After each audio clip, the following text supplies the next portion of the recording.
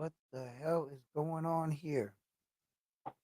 Yo, can y'all hear me out there loud and clear? Let me know that y'all hear me out there loud and clear.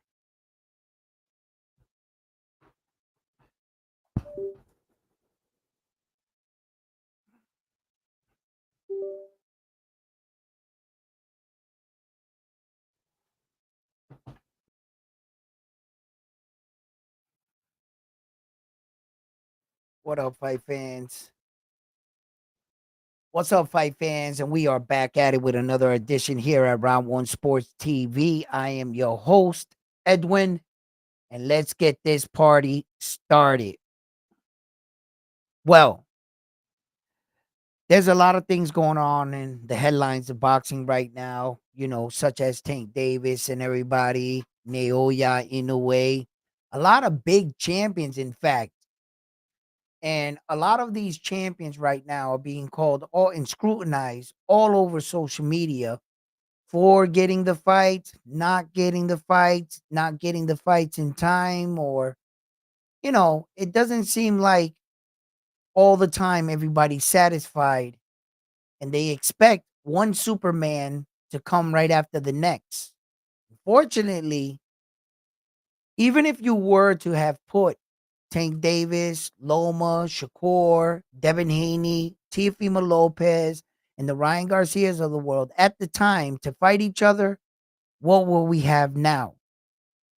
Where will we be at right now? If these are some of the top fights still being talked about, even back then they realized, hey kids, don't rush into it. These fights can materialize and they could be a lot bigger than what they are now. And in doing so, I think some of these guys had the right idea and others had other plans. Not everybody met each other at the finish line. Some were undefeated, some got defeated, and some were looking for handouts. That's the sport of boxing for you. And can we honestly say that we haven't been entertained? We have. Tszyu just got a rude awakening. And they try to blame this all on what? Matchmaking? What are you talking about? Matchmaking. Matchmaking puts together the the tough, the best fighting the best. Matchmaking is supposed to get put together the daring to be greats. So when your matchmaking to your standards goes horribly wrong, then the matchmaking was fucked up. So what are you calling Tszyu? By saying, oh, that was too much of a tough fight coming off of a loss, right? Sometimes you got to dare to be great. I don't think that Tszyu um matchmaking fucked up. I think Tszyu fucked up. I think that Tszyu, even leading into this fight, he might have little overlooked him. And whether he overlooked him or not, this guy, murder check, they're calling it a murder check now. He didn't overlook Tszyu. He did his homework. And a lot of people over YouTube are saying different scenarios of why Tszyu lost and why did murder check win, right? But not saying exactly boxing shit. The reason why he caught him, that man and his team did his homework on the flaws and holes that Tszyu has in his fight plan. They knew he throws that body shot and he leans just like that. He was waiting for that. As soon as he set up to throw that shot, boy, he didn't hesitate to pull that trigger. That's not something that somebody that wasn't training for it would typically catch that mistake. This guy is not that great. That means that his training camp and his coaching won this match for him. And he did the rest. They're a team, ain't they? Tszyu was Tszyu. This guy found a hole in a wrinkle that Tim Tszyu and a bad habit that he has in the ring. And he caught him. But all these other channels, they're talking about everything else but skills. What actually took place? Bro, that wasn't luck. And as you can see, Murtazaliev, he tried to hit him with that shot previously in the round when Tim Tszyu did the exact same punch. He tried to clip him, right? And he touched him on the chin one time, right? But he didn't catch him flush. When he caught up to him, he was waiting for that shot. He was waiting for Tim Tszyu to do that sequence of punches where that he leaned in with that bad habit exposed, and boy, did he check him. Yeah, he did. And then on top of it, right? While Tim Tszyu being hurt, his inexperience for ever being hurt like that in a fight, right? It's not every day you're gonna be wobbly spaghetti legs in the ring. But Tim Tszyu didn't know how to tie up. And he started to exchange with him. Even when he came out in the second round, that he started to try to will himself back into the fight. You know, he's starting to tell himself, oh, my legs are feeling better. I'm feeling good, right? And then Tim Tszyu tried to do the same exact punch, bro. He didn't make no correct. He didn't know what he got hit with, first of all. When he got hit with that shot, he didn't know where it came from. He didn't see the punch. That's why he didn't embrace for it. Maybe had he seen the punch coming, he probably would have took it better. But the fact that the shot caught him completely off guard is what hurt him real bad. That hurt him. He didn't know what he got hit with. He did the same thing he's been training on in the gym. He did that same punch again, and he got caught again. He got hurt again. And then he hit him with the straight right, bam, and sat him down. So by that time, he was already hurt. So, you know, that's due in part to Tim Tszyu thinking he can get away with shit. And that he's slick enough to get away with it against these other guys, which the impression would have been like, if you can do that to Tony Harrison, if you could do that to these kind of fighters, right? Then, you know, there's nothing wrong. You've never been hurt or stunned. Why we correct it, right? And this guy and his coach and his team, they must have saw that. And they said, right there's our window of opportunity. Plus, him being a lot bigger than Tim Tszyu. Now, that really doesn't have too much to do with it. Did you both make weight? Yeah. Did you take the fight? Yes. So you're both directly responsible for the outcome. Right? Is he not the champion? Did he make weight? Yeah. Okay. To all of being not, do we discount Sebastian Fundora, fighters like Espinoza? Do we take away from them because they're just tall? No. These are things you're going to have to deal with.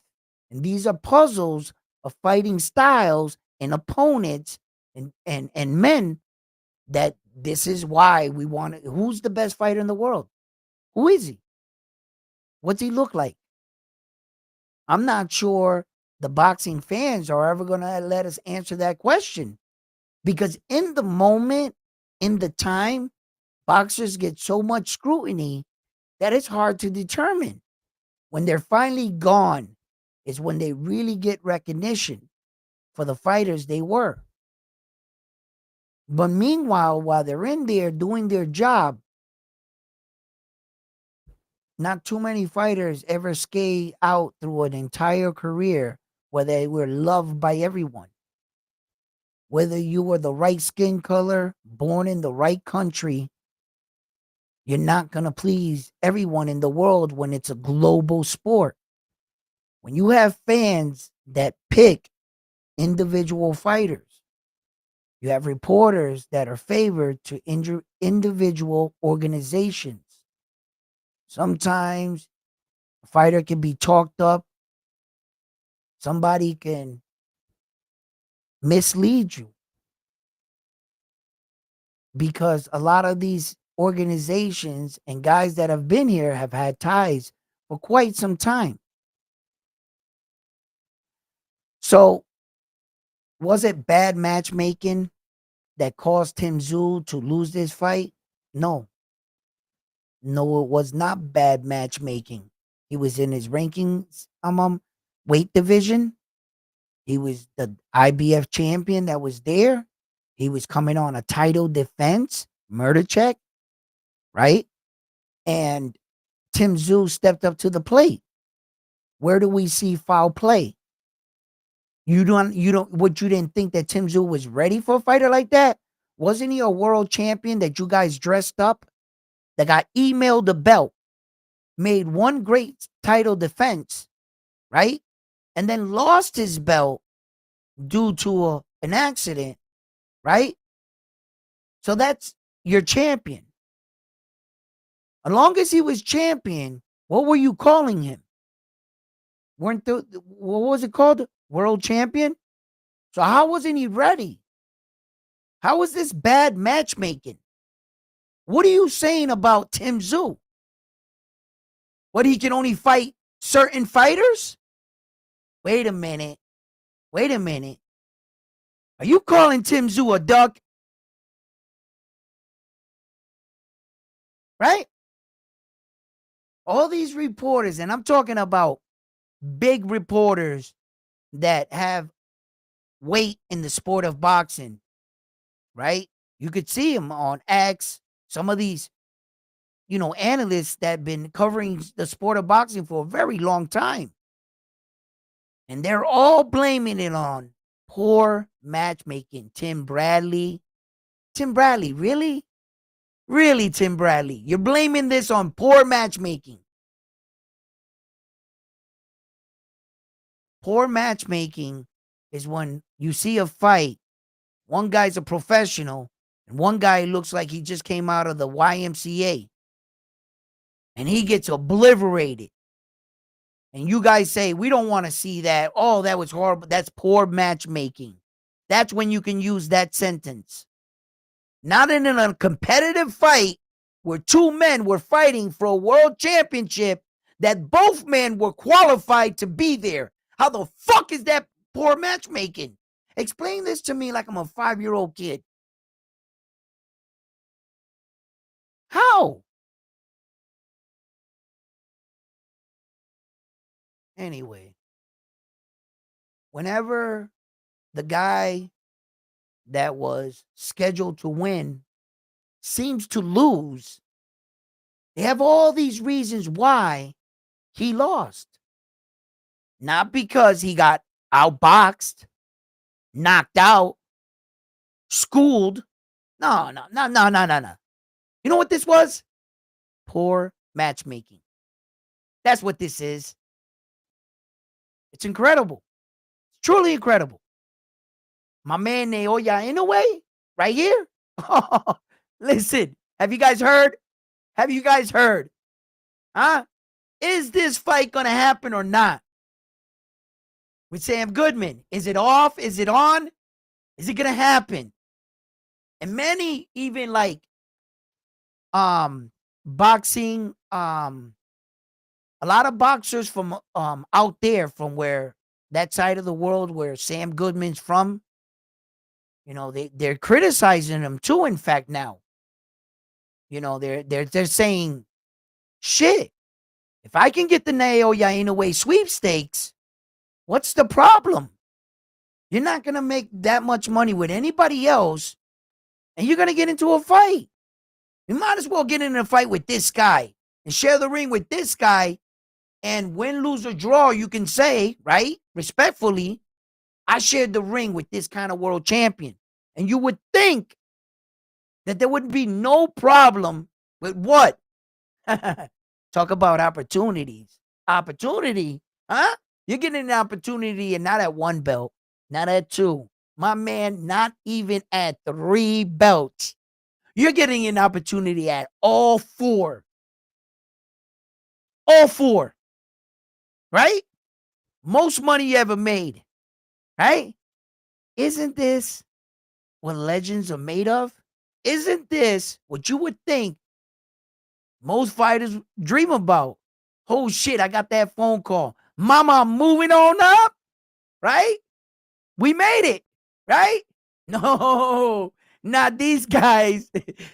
Not these turkeys. No. Listen, it seems like Akmadalia is throwing a monkey wrench in the equation. MJ and his promotional company is putting a halt to the fight, right? Like they really, really want the smoke. But I'm going to explain this two ways. Stay with me. I'm going to explain this two ways, right? Because I see two outcomes in this, right?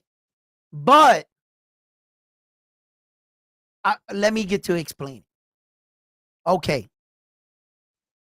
Akmadalia is putting a stop to the fight for MJ and them, right? Because he's the number one contender to the WBA, right? Okay. He feels like, yes, it's my turn. I should have went. The reason why is because technically Sam Goodman gave up his spot and went and fought someone else. And he made Naoya Inoue fight TJ Doheny. So you had your shot, is what they're saying. You had your shot. That's it. Move out the way. And Sam Goodman is saying, no, but wait a minute. I had an agreement with them, and they told me it was okay that I could go fight another fight, that I would not lose my spot in line, and I would fight them. Which legitimately, that's what they did. Right? Okay. But now Akmadalia and them are coming in. Now, this is the one way. Akmadalia and his team and his promotional company, right, are playing fucking games to me. And want to fight, but they acting like they want to fight under their terms. They act like they want to fight, but they want to call shots. They want to call certain things. They want to be able to dictate how much they're getting paid, not the offer that they made. Okay? And they're moving the goalposts, right? When Naoya Inoue and his team, Top Aaron, Bob Rank, all of them are saying, who the fuck you think you are, Akmadalia? You don't call shots, bro. We running it, right? So if you're not ready on the above date and time, then you're not going to be able to fight. And Marlon Tapales was saying, no, I'm ready to fight, just not at that date or for that price or in that place. Whatever he's asking for, right? So that's one way to look at it. It's one way. The other way I view this is that maybe Akmadalia's promoter just played his best hand. Maybe he pushed Top Rank to get this into a purse bid, to perhaps even get him his little grimy little claws, potentially taking that fight. I'm not sure he could, but, right, put himself in a position where he had a good argument to get his demands. When he asked for the kind of money, whatever it was, they said, hell no. He told Marlon Tapales, watch, I'm going to get you that money. I'm going to get us that money. And now he's threatening and putting in the paper to be the man, because he does have a strong point right now. He legitimately, for as much as his snake these motherfuckers is playing, Sam Goodman did pass up on his opportunity. He did fight a tune-up fight. And for the date that was in question, okay, meaning the problem with all this is that Sam Goodman actually got into the fucking ring in Japan. And he looked at Naoya and said, yeah, I'll challenge you. He said, yes. There was an agreement. I know nothing official, but the sanctioning bodies were notified. People got phone calls. Shit try to got pushed around, scheduled, right? Okay. And when it comes to these organizations, remember, these organizations don't give two shits about the other organization's belt. The WBA does not give two shits what the IBF and the WBO are doing. If the IBF and the WBO messed up their spot in line, guess who's next belt in line? That's we're headlining and technically he's fighting for our belt. But since you're undisputed, all belts are on the line. But guess who's leading? That's what it is. When each time it's a pain in the ass to defend all four belts, as we can see that Arthur Benavid just won the four belts and they were talking about stripping him. I just had one of his trainers that's on Arthur's team, John Scully. I just interviewed him. He was shocked to hear that. And all the things that the IBF are doing. Not even giving the man a week. Some organizations are trying to tighten up on their champions. All organizations are not, they don't care what the other organization is doing. Just put our belt on the line. We're leading. You paying us money on sanctioning bodies for representing the WBA as well. Pretty sure all the other sanctioning bodies get money. I'm not too sure how that works anymore behind the scenes. I was mainly around in the 3-belt era, and shit's changed. Shit's changed, right?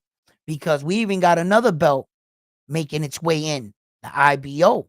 And that belt was on the line against Demetrius Bivol and Arthur Benavid, right? It was 5 belts on the line, even though officially this is not a world championship, but it's starting to make some noise, man. It's starting to make some noise. So they're trying to put their belt around special kind of men and women that can represent their title and defend it well. See what I'm saying?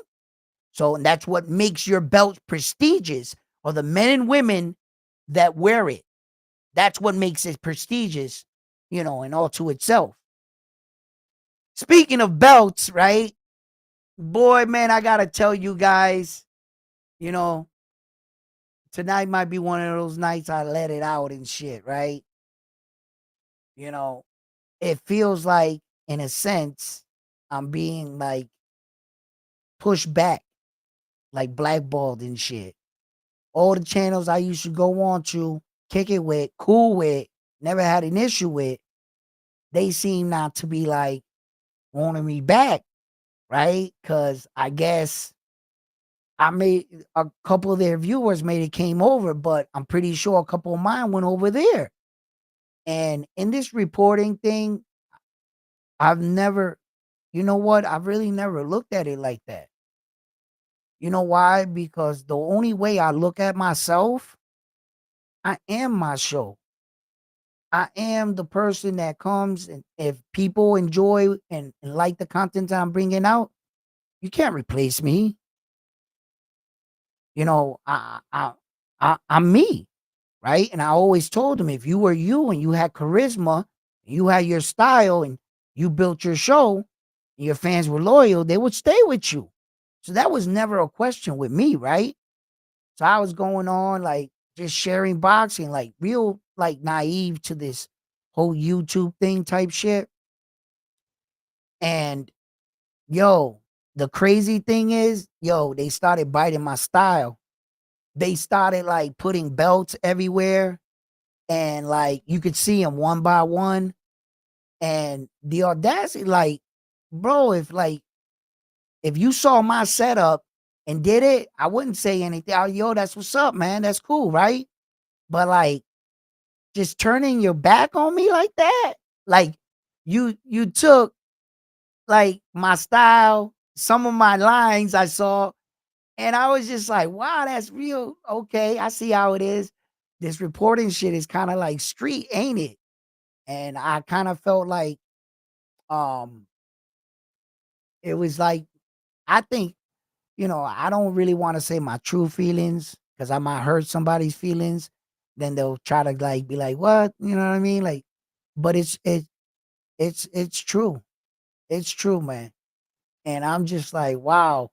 So I see like the competitive in everything in every step in life, no matter what you do in it, I guess we're all competing in one way or another to be at least, or at least you should have that desire, always laying back and waiting life to get better in order to live. I found that was just a waste of time. I was in a space like that where I was waiting for life to get better in order to live my life. So I reinvented myself as, I guess, a content creator, right? And for me, boxing is deep, man. For me, like when I grew up around a lot of machismo men, a lot of like guys that I looked up to that were real tough guys, you know, I saw the respect in it. And then I started seeing the beauty in combat sports. Later on, I might have like missed out on my opportunity because of, worldly things, but I preach to any young man and young girl that are out there that are listening that they don't have to do the same. And I see that the world is very competitive in everything. You can't, like I'm real selective with my words right now, you know. Uh because a part of me a part of me cares because boxing is something that I realize, no matter if you hear me say it or me go on somewhere else and say it, someone comes over here and say it, as long as that the sport is alive, when they're like, we're at the bottom of the totem pole when it comes like to like worldwide sports. We're under hockey and shit, fucking tennis, golf.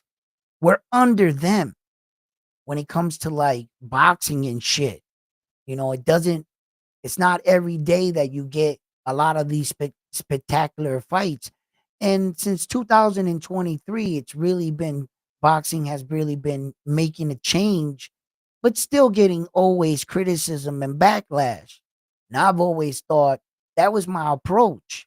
I always thought no matter where I talked it, the longest you got to hear it, and for a lot of guys out there, it's funny when you think that you're original and you go out and you start like seeing a lot of these channels and shit, and they're like all preaching similar shit, and you're like, wow. I wonder if somebody ever watched me and thought that I watched him and said the same thing or something like that, right? Because I guess in order to have a YouTube boxing channel nowadays, you have to say three things: ducking, goat, and the best fighting the best. You say those three words in any sentence in boxing, I guess you got a YouTube channel now, and you know what you're talking about. You don't have to have 25, 30 plus years in and out of boxing, in and out of gyms, fighting yourself. You don't have to have an eye for the sport, study fighters, study the craft. You don't have to do any of that. No. Just say Jake Paul. You're good. You're good. And just as like as some of these other dudes, I'm starting to see that some of these guys, unfortunately, they got paid agendas. And I had to find out the hard way. What I say is not gonna is not going to be good for them. They're being paid by somebody else to say something different. And if I say anything or beat them in any kind of debate or like, prove them wrong, they're going to want to silence me.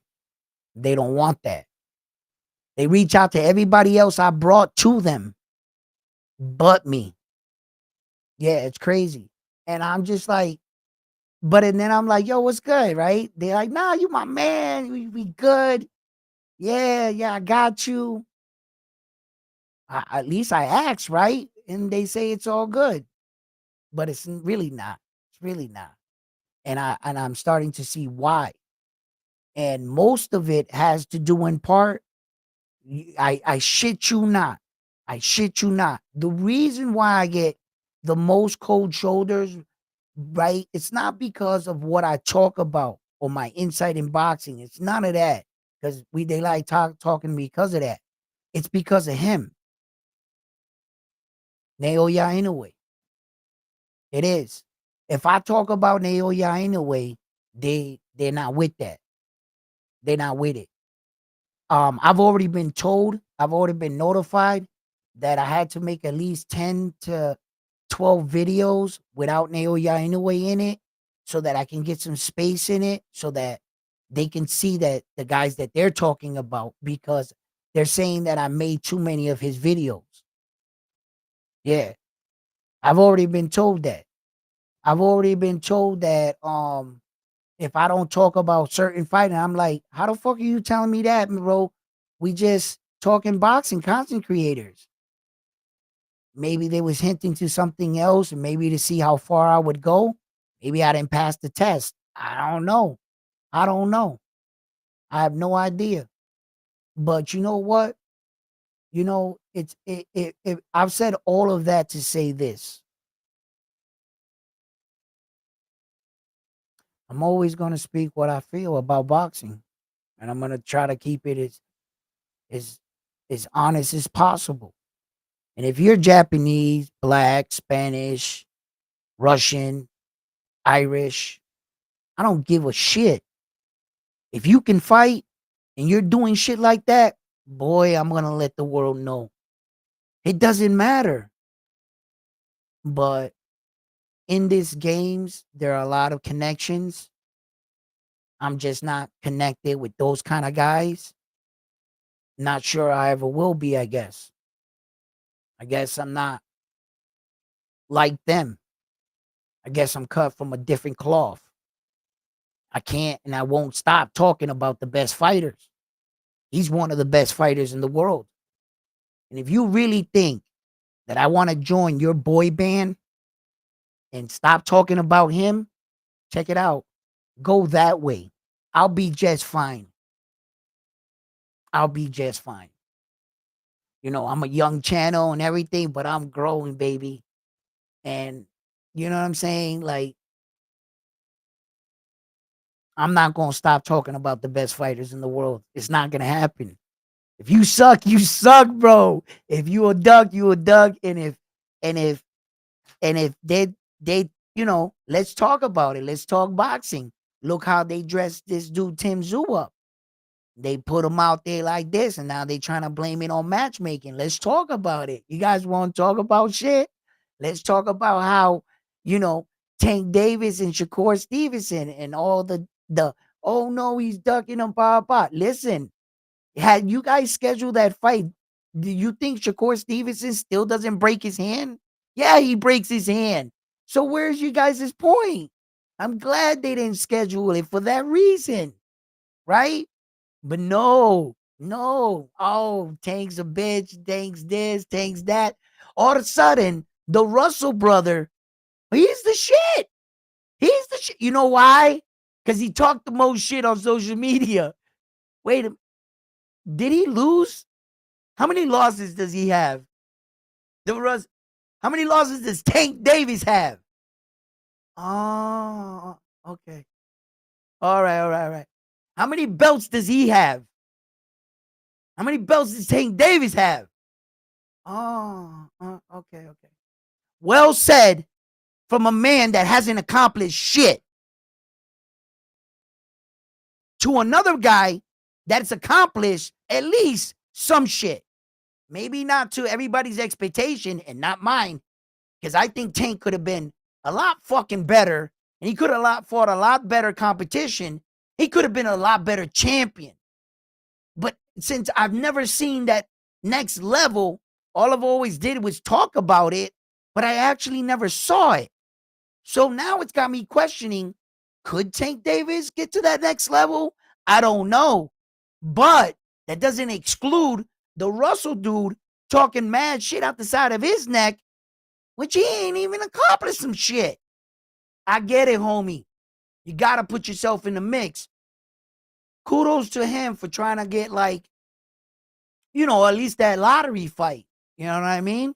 But not sure people would have wanted it anyway. Lamont Roach, the Russell. Lamont Roach, the Russell. Same fight. Same fight. And Edwin De Los Santos, get the yo, Tim Bradley is he's out there buying. Let me get two. Yo, my man is stretching. I don't know if they paying Tim Bradley.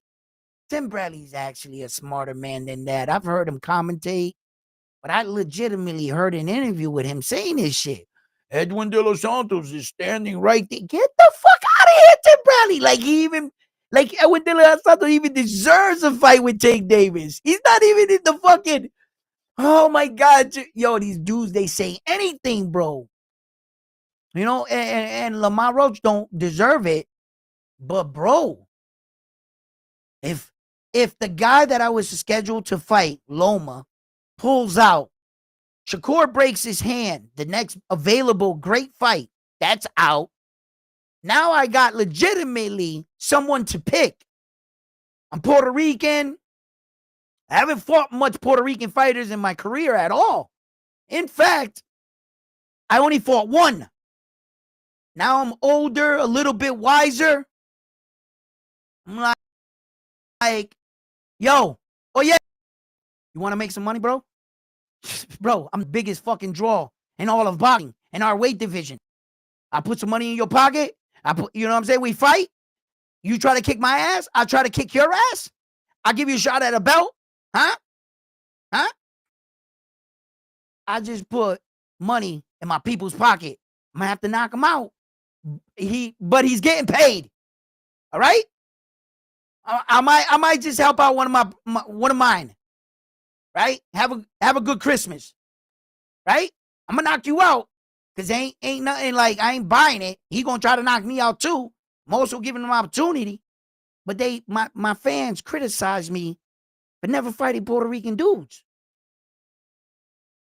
And the minute I fight another Puerto Rican dude, and I say, shit, if I'm gonna give anybody an opportunity, might as well give it to one of my guys. I'm still knock him out, but I'm gonna give him an opportunity. That is exactly where Tank Davis is at. Tank Davis doesn't fight brothers almost his entire career. He don't want no black on black crime. Right? He respected it. Right? I'm gonna knock out everybody else. Now, Tank, you ain't fighting brother. All right, Frank Martin, step up. Come on. There you go. I don't fight brothers. That's why. I don't want to do that. Right? Oh no, Tank, you don't help out the community. He bought his block. Tank, you don't look out for other fighters. Oh yeah? I gave him an opportunity, the next guy. Oh, Tank, you're a duck. Ain't that some shit? Ain't that some shit? Bro, I just put... You give it to a Russian? Give the opportunity to a Russian. I don't know, fucking Dominican, Venezuelan, China. Don't put no money in U.S. pockets, Tank, because they're going to hate you for it. When you try to help out another U.S. fighter, you know what? You're a duck. Yeah, that's what you are. There's no one else there. Where's the fight at? And Jose at 140? Come on, man. Jose fired his trainer, David the Monster Benavidez, his father, fired him on social media, right? And try to say that he really wanted to fight with Tank Davis when he's locked into a rematch clause with Esau Pitbull Cruz. So that was all cap.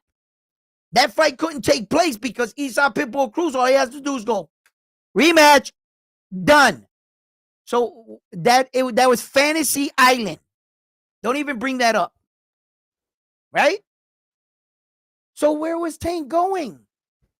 He fights Lamar Rose, the 130-pound champion, brings him up.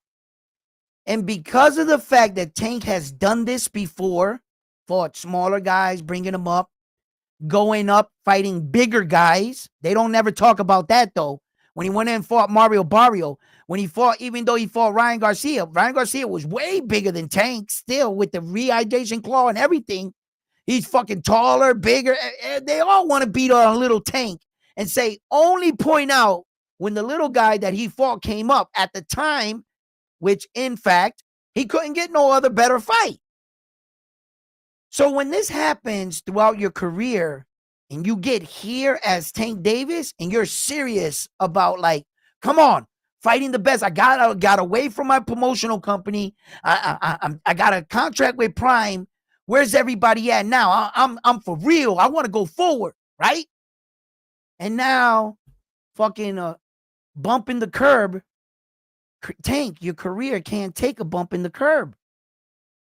You kind of did this to yourself by fighting all those fucked up fights back then with the PB. I know you didn't know it was going to turn out like this fucking with Floyd.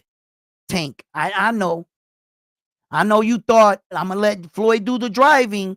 Well, my career's taking off. He must be doing something right. But as far as your legacy, Floyd failed you. He failed you, Tank. You just became a 2-division world champion a few months ago. You're 29 years old. You only had 1 division. Floyd failed you. So now that when you come up into this, Tank comes up into this situation, the fans have the right. They have the right to look at your history and judge Tank Davis on it. And that's where the scrutiny is coming from. They have the right to do it. Tank Davis's resume and the people he fought are right there, black and white. You can't hide it. And I'm not disputing it. I know bro, I've been around boxing all my life. And I'm going to tell you right now, Tank went through a fucked up little era. Whose fault is it? Tank's, right? But he's trying to get serious. He's trying to he's now about time, the last 2 years. Now you see Tank. Yes, I want to unify. I want to fight all the champions. I want all the smoke. About time he opens his mouth, right? Right? He's getting serious. And his career can't take this speed bump. And that's due in part to how they managed him in the first half of his career. The first half. Shit. Tank's got about 6 years left. The good portion of his fucking career, they did that to him. That's when the motto was, you don't need belts to get the bag. Yeah, you don't need belts, Tank Davis. How's your legacy holding up? In fact, with what you did so far right now, Tank Davis, are you walking into the Hall of Fame? Or are you buying a ticket and coming inside and looking at the men and women that made it? How you want to do this, Tank? This is up to you, bro. And I get it, bro. In a sport where that you're giving the other guy an opportunity to say no and walk away. Like, see, boxing is not, like, just because you say, you, me, you're the best in here, I'm the best here, we got to fight each other. I wish it worked like that. It doesn't. Yo, that guy can say, you know what? I just fought. I'm going on vacation. You know what? I'm having twins next week. You know what? My mother's cousin's sister's neighbor's driver just died, and I'm going to the funeral. I can't fight you. They can say anything. Where does that leave you with your fans that are wanting you to fight that guy? Where does that leave you? And then you don't want to, you don't want to sit on the shelf waiting for this dickhead to get off his family's fucking funerals, vacations, mother, sisters, cousins, neighbor's house, right? Right? Paint it. When he's done with that, he'll want to fight you. So what do? To stay active. Hey, get me this fight. Just because you want to stay active and keep fighting, the fans are going to say, wait a minute, whoa. That's not the guy we want you to. I don't have time to explain this. Again, bro. This guy's mother, sister's cousin's father on his aunt, sister, cousin's side threw a fart, right? And the neighbor's sister died. He can't fight me. All right? So I'm going to fight this guy. And boy, does that fighter get it. So that's Tank Davis' life right now. That's his life. And due in part, I mean, I'm not giving Tank a way out, right? I know the situation he's currently in. But if we look back at everything that Tank Davis did, the fights he did make or did not make, the opportunities he let go by, with all that evidence, it's hard to kind of like be like, yo, Tank, yo, my man, like, you know what I mean? You're not making this easy for me, right? But I get it. I get what's going on. I see the road that was traveled. I'm a historian. I like to know everything that's been leading up to why. Why is this happening? Why isn't he fighting this guy? What's going on with this dude? What's going on? And that's the thing with boxing, that you got to keep track of all these things that happen, so that when these kind of things happen right here, like, no, I'm not satisfied. No, I'm not really satisfied, right? But I get it and I understand. But Tank, you see,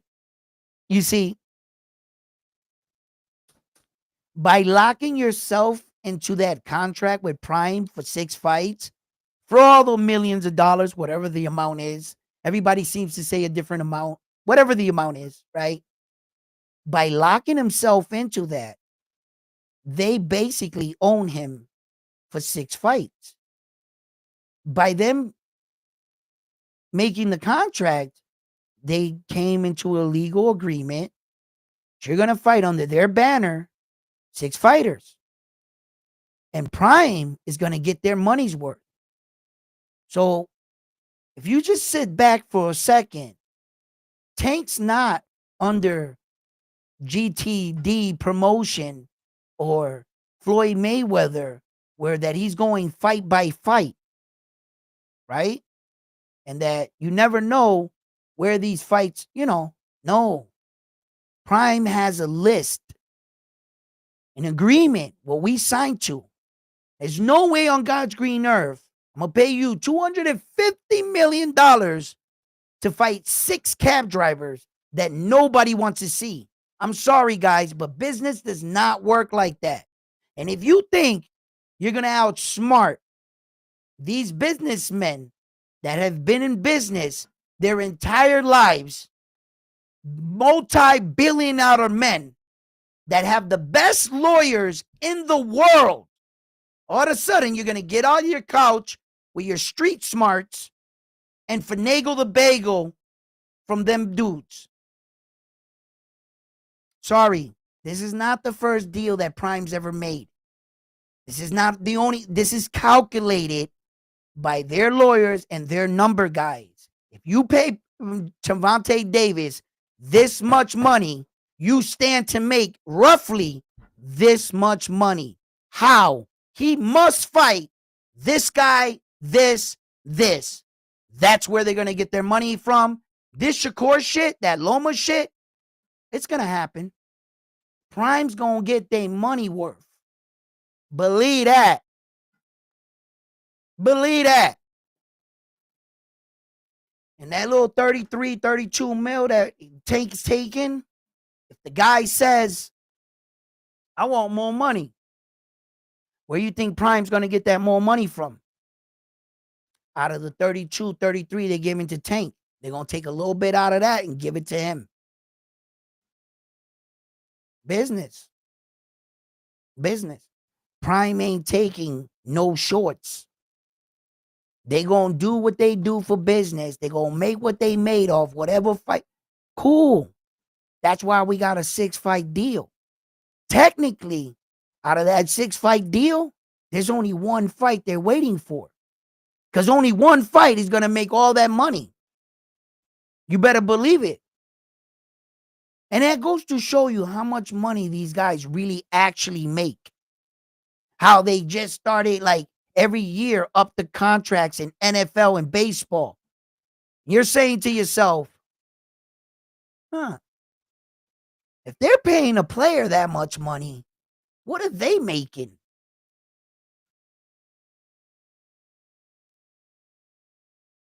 What are they making?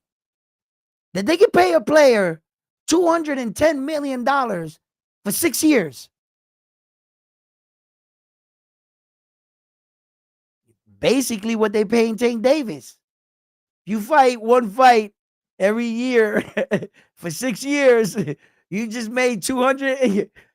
You just made it a major league contract. Yeah. How much money are they really making? So that's the business standpoint to a lot of this shit. And I think that we're gonna get these fights. We are going to get these fights. I like the Lamont Roach fight for Tank Davis because it brings a guy to fight Tank Davis that wants to take everything away from Tank Davis. The from here on out, really, to tell you to keep it funky, anybody that beats Tank Davis takes everything away from him. And you have the potential of being that next superstar because of what Tank built, what Floyd helped Tank build together, right? It is what it is, right? Lamont Roach is thinking in his head right now, what if I can pull one of the biggest upsets? Tszyu 6-1. Murder check with 6-1 underdog going into Tszyu. 6-1 underdog. And he blew Tszyu out of the water like if Tszyu was the 6-1 underdog. Tszyu was the favorite. If Lamont Roach can come into that fight and surprise, had he come in and surprise Tank and beat him, shit. No wonder he took the fight. I don't give a fuck what anybody would say about me if I was Lamont Roach. Fuck all of you. I just got the biggest fight and I'm going to try to change my start. Yo, check it out, right? Technically, had this happened, right? Lamont Roach was the 130-pound champion of the world. By defeating Tank Davis, he becomes a 2-division world champion. That's a real belt Tank got now. Yeah. He beats Tank. Yo, he walks away with the millions, the belt, another weight division, like everything, star status, everything. And then you know he's going to hit the rematch. He ends up shocking the world and rocking Tank Davis. Would you think a rematch is not going to be put in place? They're going to shoot a rematch. More money, more money, more money. So if you're Lamont Roach, do you say no on the opportunity? If you're Lamont, you say you're going to, you know what, man? Nah. Everybody going to criticize the fight because I'm coming up in weight and ain't nobody going to like the fight. So you know what? I'm going to pass on the fight. Bullshit. Bullshit. Right? Lamont Roach got that call. He was like, yeah, we hit the lottery. How you hit the lottery without playing a ticket? You don't even got a ticket? I ain't got a ticket and I hit the lottery. What? yo, yo. It's just real remarkable. And then these guys right here, like Naoya Inoue right now, man, I feel sorry for these guys in the situations because they work so hard to get the recognition, amongst all fighters and everybody you work with, and the respect as of a champion, right? They work so hard to get there, right? And no sooner that they get there, they're called all kinds of names. Naoya Inoue is a duck. He's cherry picking TJ Doheny, not the fact that Sam Goodman pulled out. They had to get a last minute replacement. No, don't acknowledge that. Don't acknowledge any of that. He personally picked them. This is what he wanted. He fought this guy after Luis Neri. No, he wasn't fighting TJ Doheny after Luis Pantera Neri. He was supposed to fight Sam Goodman. He pulled out. But, hey, and if guys like this are best of the best, the Terrence Crawfords, the Tank Davises, the Shakur Stevensons, the Errol Spence Jr., the Naoya Inoue, if those are the best fighters we have, and each of those fighters have been criticized for picking cherry picks. I'll add Saul Canelo Alvarez. Cherry picks. The best fighters we have, whether you realize it or not, the back and forth, this is how you're identifying these men. Oh, the other day, the kid at a carnival came at Devin Haney, right? I say the other day, a few months ago, and Devin Haney took a shot of the world seen it, right? Is that where fans think they're going? That they call Devin Haney pillow fist all over social media, a cherry pick. He got rocked. That a kid working in a carnival had enough balls to argue or even potentially take a swing at the undisputed champion of the world in boxing. The world had that guy so convinced that Devin Haney's a what? A bitch? Bro, that is a professional boxer right there. And you legitimately think your skills working at the Ferris wheel, collecting tickets day in and day out, probably smoking weed, drink. I don't know what he does. Maybe he doesn't. Maybe he was a good kid. Maybe he ran. I don't know. But he was obviously working at a carnival collecting tickets. And you think you have enough skill that you were going to punch or threaten the undisputed. That's how social media got people. That's how social media got people. That they're really walking up to their favorite rapper or their favorite or the guy that they don't like in boxing or mixed martial arts. And fans are walking up to these people, debating with other fans online for months. And they venture out and try to go confront them. Are you okay? Did you really think that out? You mean to tell me you just went to search for Mike Tyson and you're going to tell him what? Are you going to smack him? Because everybody said this about this fighter. You decided this is what you want. Social media got people fucked up. No training, no amateur, no fighting. You're not a fighter. Probably a street fighter. Probably might be a tough guy. But you got convinced by some chats. You the best. Some of these dudes, you should see them on social media. They're challenging each other. I'm not playing that. I'm not a circus. I'm not a wind-up doll. You guys, I like it. I get my popcorn and I watch them.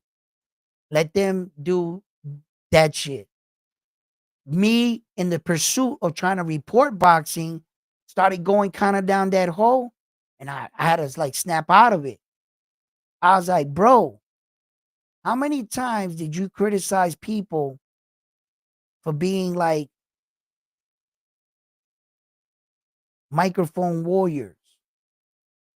Like in the comfort of their own home, in front of a microphone, they'll say anything they want because they realize they're safe.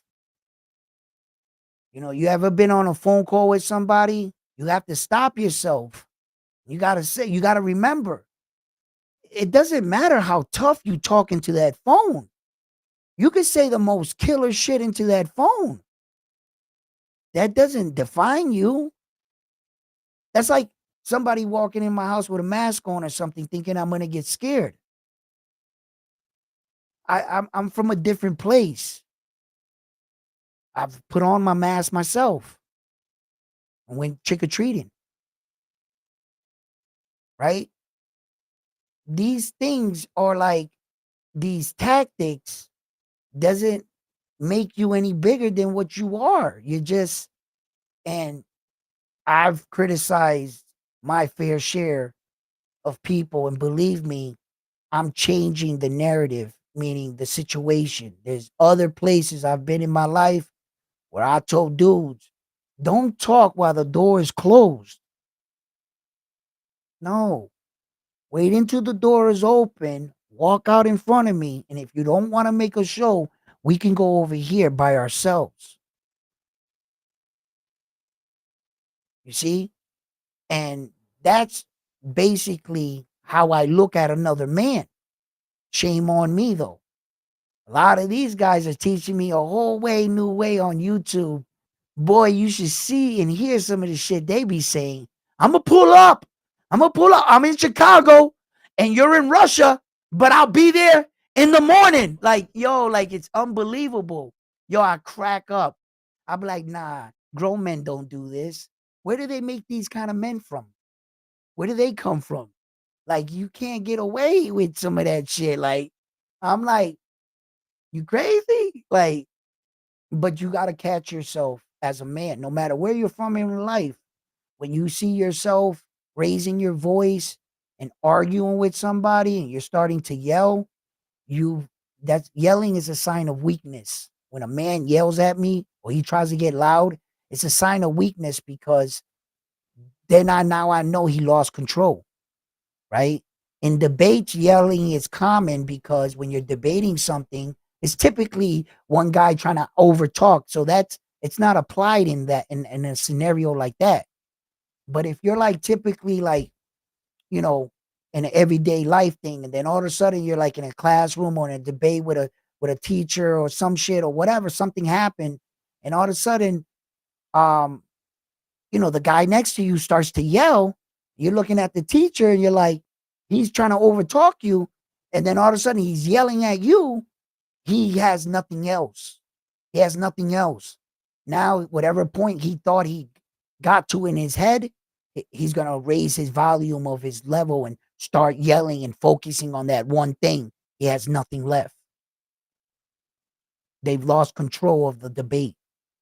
They've lost control of themselves and they're no longer processing or thinking to talk. Now they want to lead by aggression. And in my fucking experience, you don't get shit done, bro. You don't get it done. So I be laughing at some of these guys in the channels, but really realistically, my father loved boxing so much and I used to see the passion that he had for it so much, and so that it took me so much life experience to go around and to really everything to come like full circle for me and like just see you know like, damn, man, I really wanted to be that dude, man. I wanted to fight. I kind of let it slip. I just let it slip away, man, for other worldly things. Fast money, fast cars, fast women, you name it. You know, I just didn't make the right decision. When it came full circle, I saw like his passion and the love for it. that I started realizing and recognizing how not easy it really is. You know, you think you could just because you knock out somebody in your neighborhood and shit, you're good, you could do this. But boys, it's so much different in that freaking ring, man. You know, and it kind of like takes away your ability from a street fight, right? Street fight, you're still thinking I can still pick him up at any time. If I want to, I'm gonna grab his hair. Right? Right? Because there's options, right? But in the boxing, once you put them headgears, you start to realize, shit, I can only do this. Sometimes you realize that that famous 1-2 that you hit that one dude with, fight was over there. You threw the 1-2 in this situation and he was still standing. You were a little lost. What do I do now? You know what I mean? That's the beauty of boxing. That's the beauty of training, learning, and one day actually fighting outside of boxing that you realize everything you did in the gym, that shit works. The day you realize that the stuff you've been training in the gym with the gloves on and you use it somewhere, that was surreal for me. I think that fucked me up. That's I was like, this shit works. Everybody getting it. Yo, right? So no, but that's a crazy moment, right? Because for a long time when you're a kid, I don't know if you guys ever trained a box, but I have. And like, you know, you're doing all these amateur fights. And I've been in a couple of fights in the street with my friends or whatever. We're 9, 10 years old. And I really consider that like knowing. But there was a long period where that I was training and I was disciplined and dedicated to the gym. I wasn't hanging out with the homies. I wasn't smoking the weed. I wasn't drinking. Wasn't doing any of that. Right. And for like a long period of time, I was training. And in between that time, I started aging a little. So I hadn't had a street fight in a little while and I didn't realize it. And all of a sudden, you know, all those trophies started stacking up in mom's house, you know. And my brother had some and I had some. And, you know, we had our little trophy collection. It was getting bigger every year. And then, you know, you start getting a little mustache on your face and my fights were in the gym. Then that one day happened. He was pretty big too. He's nice size. And everything came together. He said, I said, slip. Wait a minute, wait a minute. I seen that coming. Slip, slip. Hey, hey, yo, it was crazy. And it was like Miyagi, Karate Kid. It was like it all clicked for me. It all came together. And that's kind of how like I had you know, my love reinvented for the sport um, and being a content creator, it all came full again. You know, it was I was watching a fight, and guy was like, he did this. I was like, no, he didn't. He did this because this guy did this, and I started real. I was just like, yeah, man, like I know a lot more than what, and it's kind of like you find yourself or reinvent yourself in another way, you know. But it was all experience in my life that I didn't really realize that I would get here. I didn't think I would try to be Howard Cosell one day. I that never dawned me on my mind, not one time. You know, the fact that I wouldn't mind being Howard Cosell, right? Right? So you know, is what I want to keep alive and I want to keep covering the sport of boxing. And I'm asking you guys to really hit that like button, really like share these videos.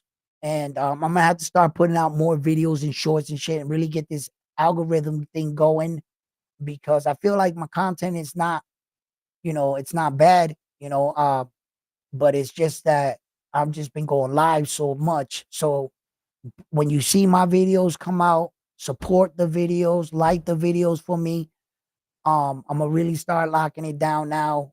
So I'm gonna go live still, you know, but it just not might be like 6 days out of the week, you know, and because I'm gonna have a lot of different work and I have to really start like locking this shit down and getting with the algorithm and getting all these shits. A lot of people told me a lot of different tips and stuff, and a lot of people told me some things maybe I didn't want to hear, But it is what it is. It is what it is, man. Yo, let me answer all you guys' this question. Yo, Blade in the building. Yo, my freaking soundboard is down. I would be hitting you. I don't know, man. Shit's not registering. I might be able to pop it up. Hold up. This happened to me before. Let me see. Let me see what you guys are saying, man.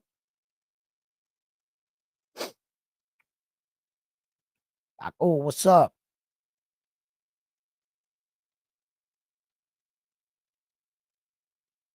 Bad matchmaking for a combat fight.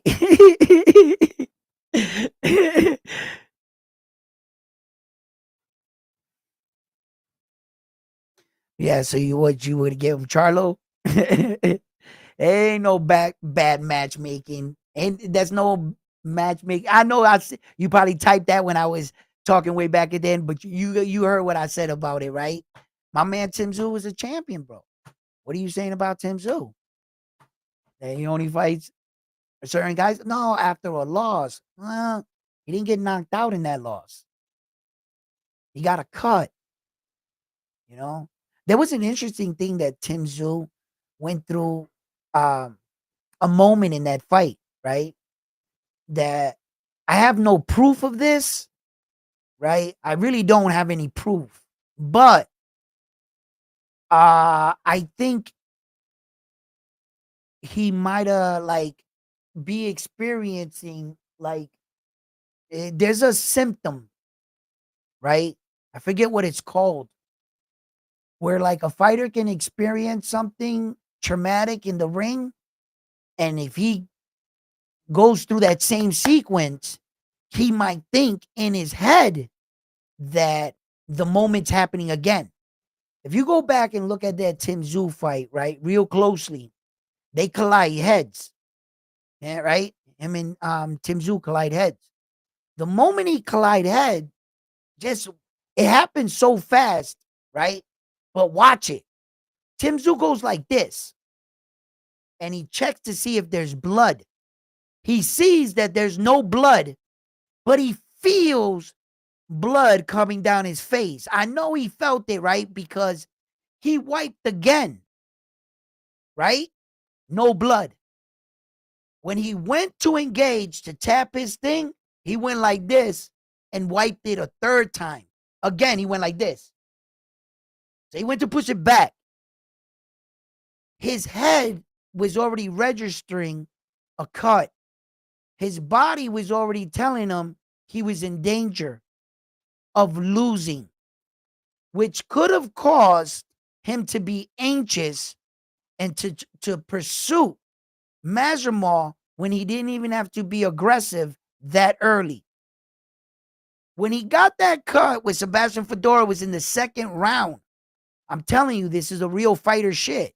It happens to fighters. There's a real name for it. I just can't think of it.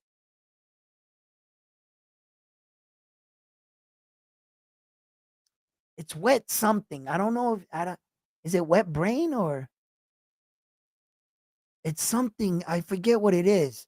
But it's a trauma that a boxer you can experience it. And you're gonna think that the same and it was like it kind of like like I was saying to myself, maybe that made him make those mistakes. That's why he was so aggressive. He said to himself, I got to step to Sebastian Fedora before they stop this fight because of the blood. When he got the head clash, his body might have told him, you got to hurry up and get in there. And he got sloppy. One of my assessments was that, and I was thinking about saying it, which I actually did, right? But I was like, man, that's real complicated. A lot of fight fans might not understand that and shit. But if you do, and if you guys, and if you any of you get what I'm saying, that's trauma to the head. That's he was concussed. Um, he wasn't thinking right. He got punched right out of his game plan. That's what the fuck happened. In a nutshell. That's what happened. That's what fucking happened.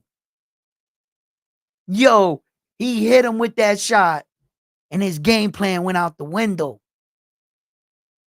But the headbutt is what caused it. The headbutt, he, yeah, he thought his head was split open again. Now, whether or not that happened to him, I don't know. I don't know. I can't definitively say that, you know, but I've heard of these kind of situations. I've heard people talk about them, you know, and I know it's a real thing.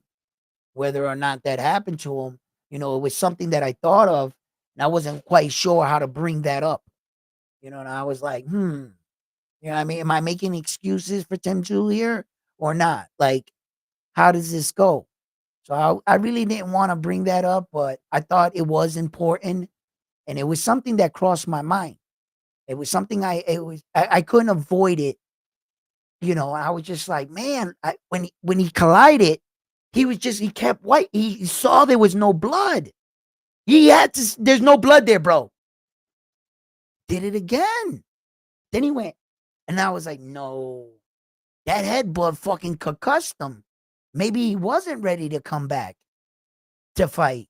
Maybe the doctors and the people that know best was right when he wanted to come back on that Tim Tszyu card, and they were like, no, the test we ran on you after putting the 15 stitches in your head, you had a major concussion.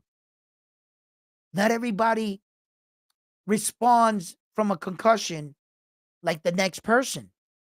You can get a concussion, and I can get a concussion of the same kind, right? Which they'll consider amount. But who really fucking knows? Did you get hit a little bit harder than me? Or did I, you know what I mean? Like, we don't know. Everybody's not the same. So I thought that played a big factor in the. I can't, like I said, I can't fucking definitively say that, but yeah, it's a possibility. I'm gonna throw it out there. Drop the link, bro. I got you. Drop the link. I didn't see that. Oh yes, I'll drop the link. You want to come up and talk? Not a problem. Want to keep it kosher? Just a talk conversation? Not a problem. Want to debate? Not a problem. You know, invited guests. Mi casa es tu casa. I will drop the link. Absolutely.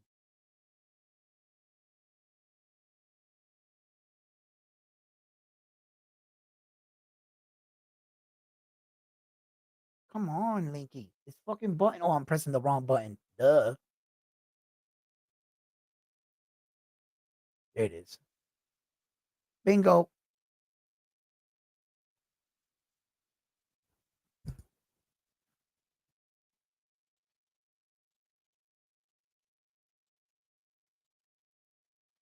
Yeah, I know, man, but he was my man and shit. But there was two dudes in the chat that day with H Money.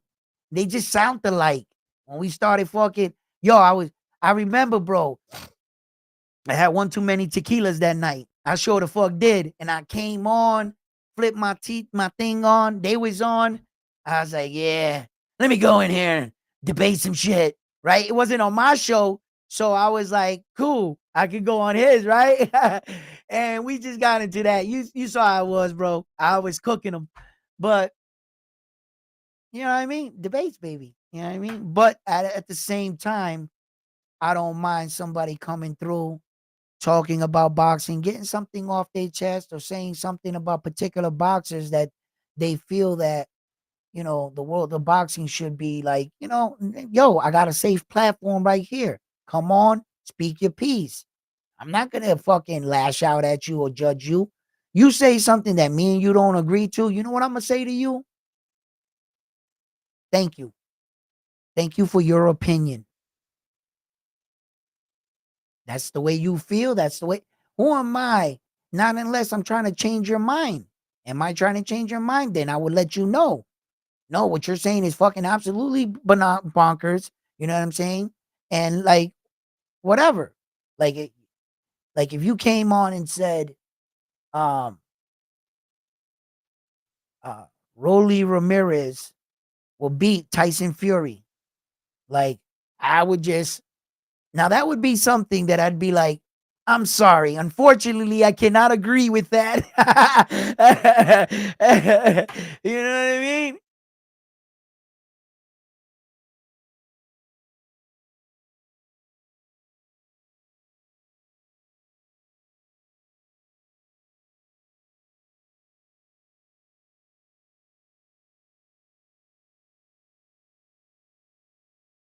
Oh, I would destroy him. Of course, I would destroy him. Of course, I would. But I was coming on his shit. I didn't want to like disrespect the host. And in fact, I was rocking the host and I didn't even know it, right? I was just like in my own world. Like he said some shit that I was like, man, listen, right? But anyway, it was what it was. Oh no, no, no, no, no. I see that's where the conversation starts to get turned. It was ain't nobody scared of nobody behind no goddamn mic. You know what I'm saying? When you should really fear a man, is acknowledge the situation when they're standing in front of you. Now that's your choice if you want to be feared or whatever, but you don't pay attention. I've been chewed out before in my life. I've been wrong before. It meant nothing. As soon as that was over with, I never thought about it again until you keep bringing it up. But it's like I was never scared or fear to debate or argue anyone. If I was scared to debate anybody on a boxing show, I wouldn't do this right here. I welcome the challenge. It's just that as a real I can admit my wrong. I can admit when I was like, oh shit, I fucked up right here. Like I didn't double down on my bullshit. Like I recognized the mistake and I was like, yo, you know what? My bad. I apologize. You know what? I'm out of here. Oh, you know what I mean? I left, right? So, you know what I mean? Like I just didn't choose to when I went in situation, I just trained myself like that. You know you was wrong, E, in that day. Okay, I'm gonna give you that one. Now you got a choice after I already told you that I was wrong and I apologize. If you're in my face and I've already apologized, you keep pushing it or you keep thinking that just because my apology means that I apologize that I'm weak or something, then go ahead and make that fatal mistake if you want to. Because after I apologize once, I owe you nothing. And that's just real talk. But as a man, I could be like, yo, man, you know what I'm saying? You know, yeah, maybe I shouldn't have, but it's just on some G shit, like straight up and down.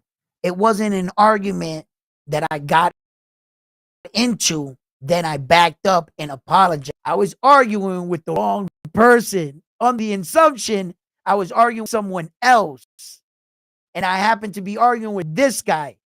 You see, that's when you know inside yourself, oh shit. And that's where the apology came. The apology didn't come out of the debate. Fuck that. The apology didn't come from my point. No.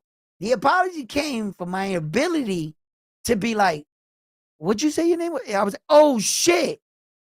I was, you see, that's where that came from. But that's all I owed you. The argument, shit, I was winning, but that's all I owed you. And like I said, if I'm man enough to take my side of the street, my responsibility for my actions, I've already given you my apology for it. Anything after that, what's up? I told you I was sorry, but that's just like I was in a fight one time. This shit really happened to me. I was in a fight one time, bah, bah, bah, bah, bah, and I forget how they broke us. They was breaking us up or some shit, and punches were being thrown. All I know, I punched somebody else. Pow, right? So it wasn't even that day. Like the next day, I was in school and he kept telling everybody that I hit him and that he had like he kept kind of, I guess, throughout the day, thinking back, looking at it, he probably had to explain why he had a bump in his eye. Oh, this dude punched me. He punched you guys fight? Nah, he didn't punch me like that. He was fighting somebody else, then he hit me. So what you do? Oh, nothing. So I guess he felt some way. So he comes up, he tells me how he feels, and I said, listen, my man, look, I apologize for hitting you. I wasn't trying to hit you. I was trying to hit him. You should have been just fucking staying out minding your goddamn business, right? But you want to be motherfucking break up the classroom fight guy, right? So you got hit. So I'm gonna tell you one time. I apologize for that. He kept running his mouth. He thought for me saying, yo, man, my bad for that. He took it as a weakness. Boy, I ended up beating the shit out of him. Why? He kept wanting, all right, okay. I mean, but you know, recognizing my fault and some things in my life has really helped me to avoid other situations and problems. And for the most part, it works out for me. People take the apology and, or whatever. And, if I stop knowing when I'm, sometimes for the most part, it works out for me, you know, sometimes it doesn't work. You know what I mean? But hey, it is what it is.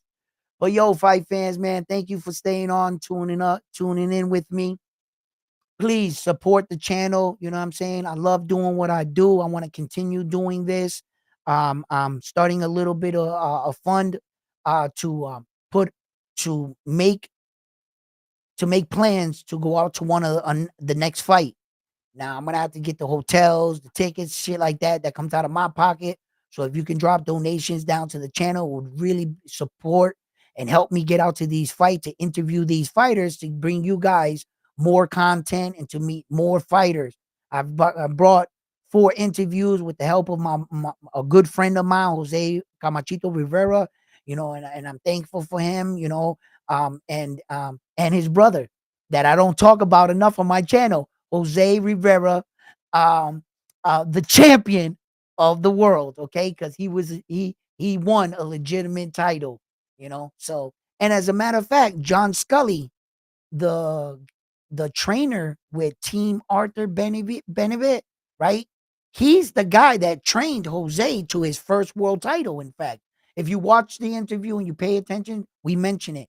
So anyway, fight fans, thank you for tuning in. Thank you for liking the buttons. If you haven't, liking the buttons, liking the channel. If you haven't already, please subscribe to the channel and don't forget to click that bell icon. It'll notify you when I go live and all the videos that I download. So fight fans, I'm on to the next one after this one here at Round One Sports Talk. Yo, you guys have been what? Thank you. Hit that like button, man. You guys have been the best. Peace.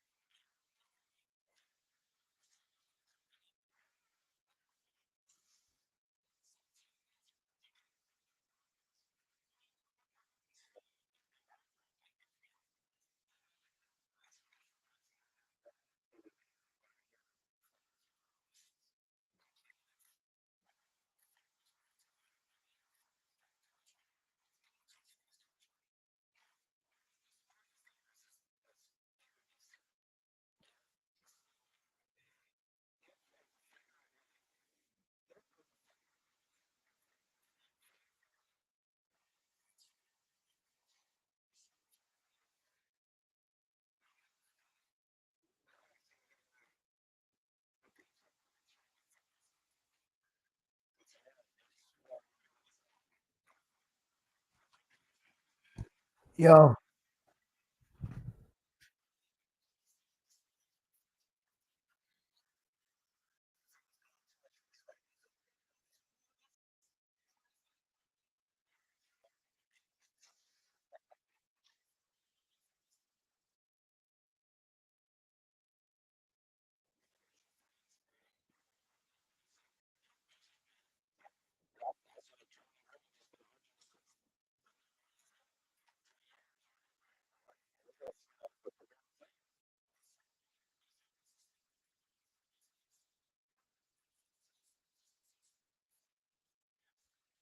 what's up, gentlemen? How you guys doing?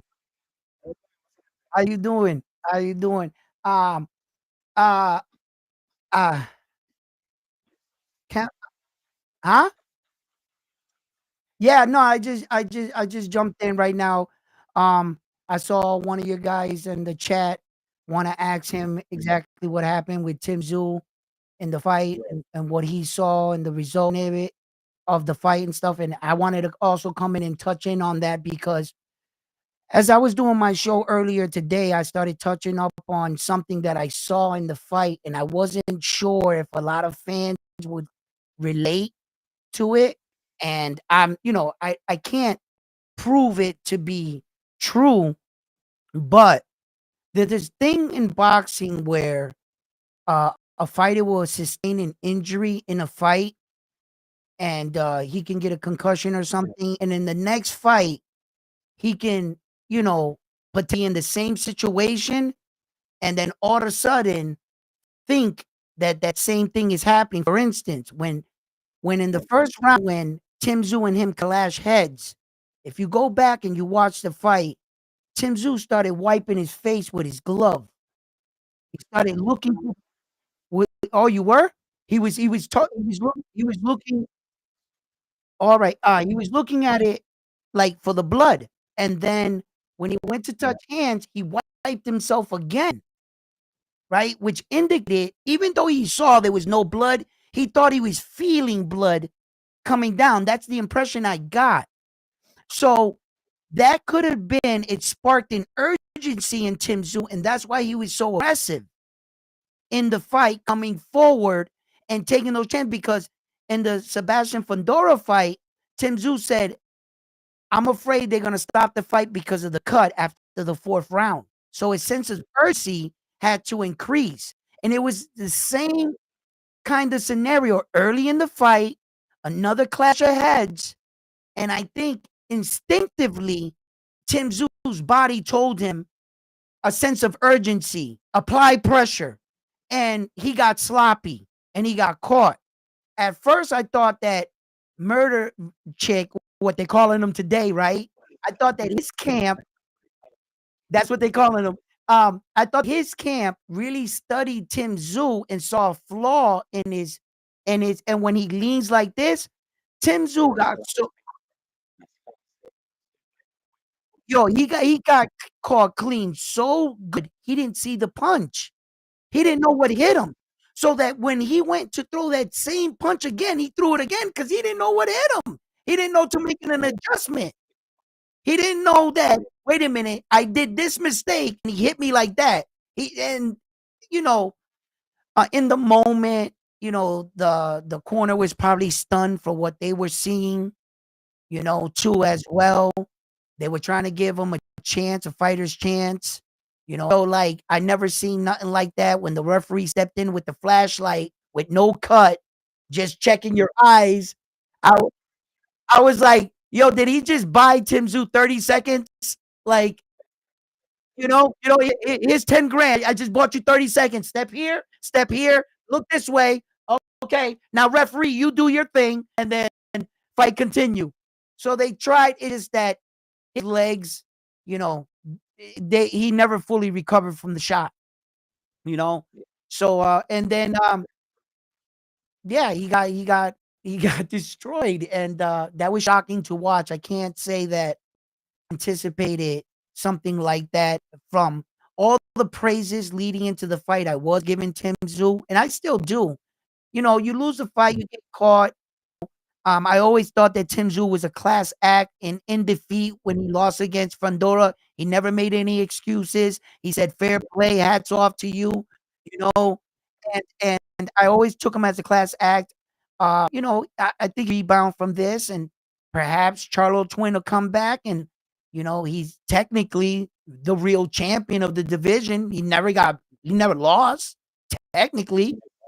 No, you gotta beat the champ. You gotta beat him. You gotta beat him. So his name, his credibility, who he is as a fighter. Who knows? Who knows what's next for Tim Tszyu? I don't know. I thought Errol Spence Jr. would be a name, but two guys coming off losses. They got big names, but they got names, but like at least you want the criticism. Look at that. Look how the boxing world is, right? Where so much scrutiny, right? It is so terrible that the best fighters we have today are being given names as titles as cherry pick and ducks. You're calling Tank Davis. You're calling Terrence Crawford, Naoya Inoue, all the top. So please tell me where are the group of guys that are on the other level that are to your standards doesn't get called these names. Please educate. Where are these guys? If the best that we have are being scrutinized with every fight that they take, including the Tank Davis situation. Look, I get it. Tank put himself in a bad situation, little bad promoting. The narrative was back then, we don't need belts to get the bag type shit. Now he's grown up a little, got himself away from them people. He's six in his career, signed a 6-fight deal with with Prime, and Tank really wants the good fights, but Loma opted out. If we got the Shakur fight, I'm glad we didn't get it because guess what? Shakur breaks his hand. And had it been with the Tank, what they would have said about Shakur then. Now, so when he exhausts all his options and gets Lamont Roach, boy, is he given scrutiny. Because now I came the fans because the evidence is stacking up because of what he did in his past. They have the right to say it about him. I understand the situation he's in now where he's more serious, but the evidence, your career is what it is, Tank. You did this kind of to yourself, you know, with all these kind of fights. It's yep.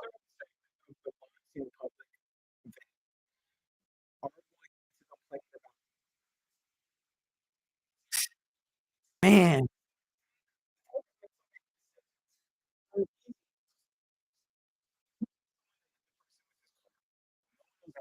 Right,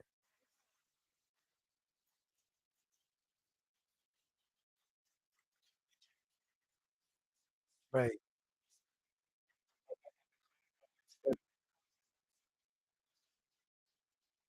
right.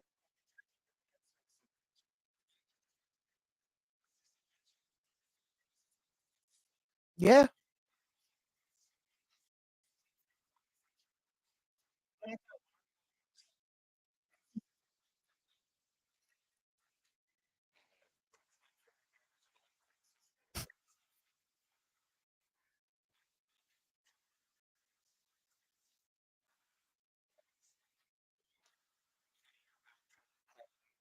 And these are the best fighters.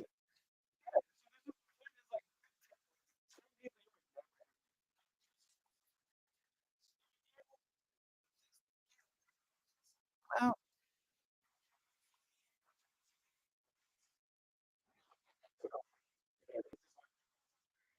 well, you know, mhm, you know, right. Like I say a lot, I got into this because of the love of the sport, the beauty I see in boxing, and I try my best to sometimes I gotta catch myself. What are you doing? Are you tearing down boxing? Or are you reporting it? Are you going into the narrative and you letting this fan talk you into bashing another guy you've actually never met? You weren't in that room, but you and him are arguing here passionately a sport that you guys actually watch. What are we doing? I would love to see Lamont Roach and Tank Davis mix it up. You know why? For multiple reasons. When Tank Davis was criticized for not fighting black American fighters or American fighters, and he was knocking out all the nationality. He was trying to tell them, look, I don't want to do this to my own people, right? As he got older, he said to himself, if I'm going to give anybody else $1, right? And I'm gonna put $1 in somebody's, I'm gonna put it in a USA guy's in pocket, not a Russian, not a Chinese, Japan dude. So now that he fights not one, but his second black African fighter in a row, they give him shit when they, oh, you're not fighting them, so you're scared of them. So now he fights them, so he can't win. He,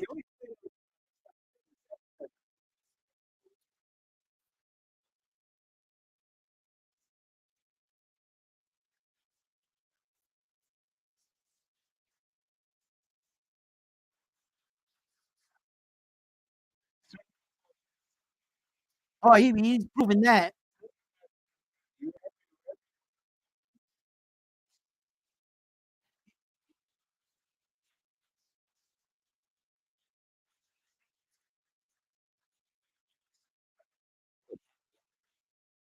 He's got to get these American people to come out and see him.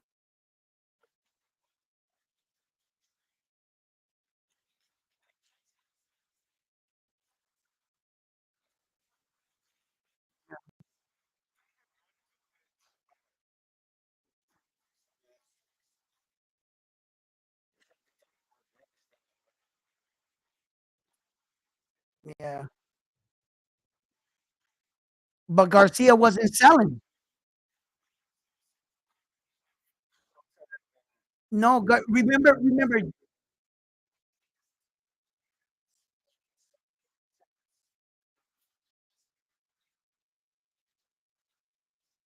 yeah, but remember, just coming into the Tank fight, right? Ryan Garcia fought Oscar De La Hoya, put it, and they had to block off half the stadium because it was empty. They were selling the tickets for $55 on fight night. Remember that? And then when Tank and him agreed to it, Tank was going to take a tune-up fight, which he fought Hector Lewis, right? And then Ryan Garcia was supposed to take a tune-up, but Ryan got out of his tune-up and he went right into the Tank fight.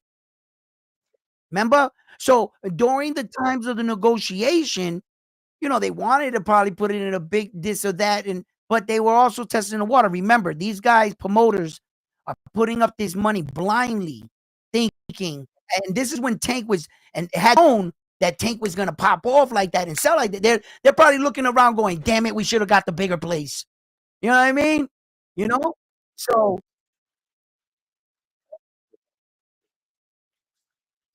yeah,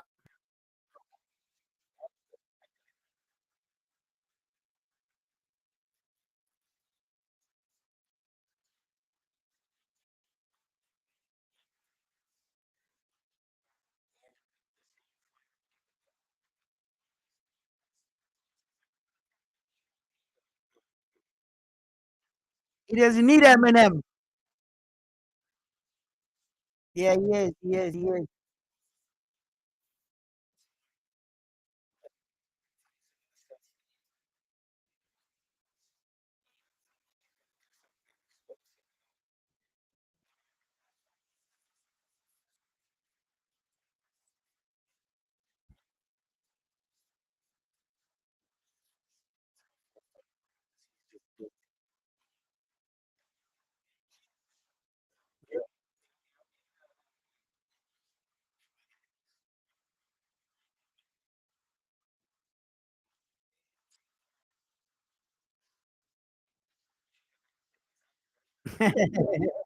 Yeah, yeah, yeah.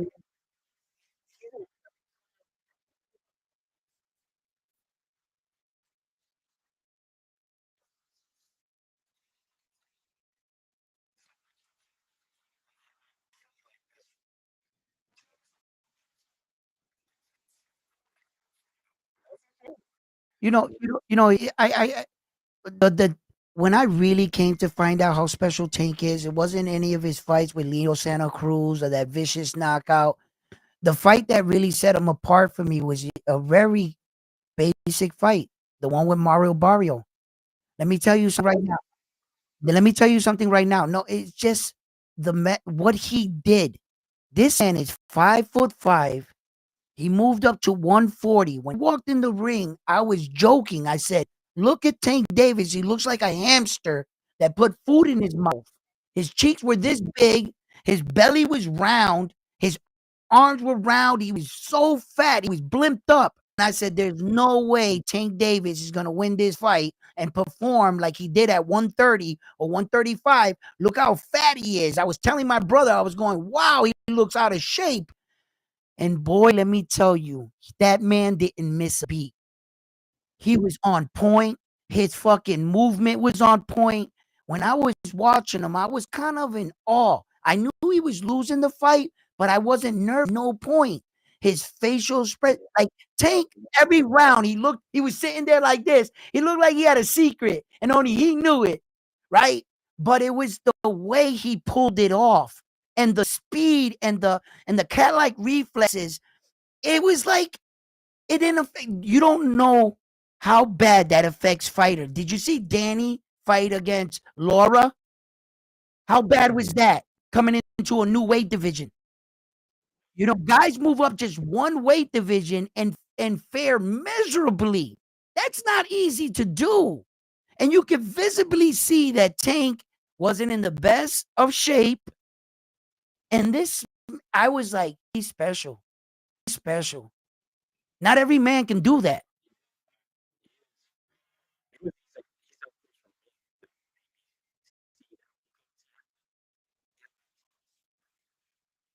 Right. No. Beat him up.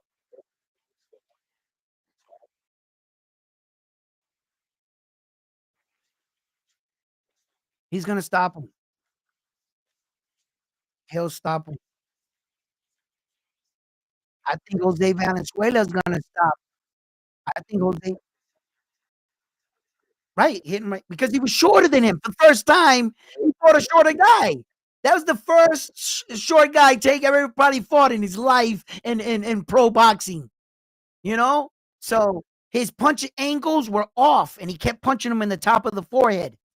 He broke his hand. Yeah, yeah.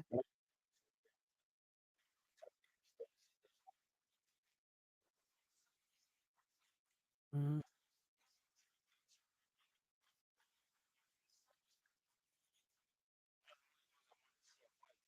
Shakur.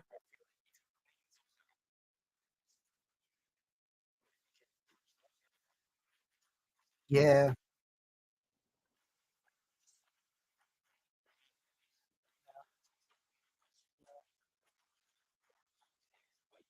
Perhaps what's happening to Tank is what happened to all our goats and legends.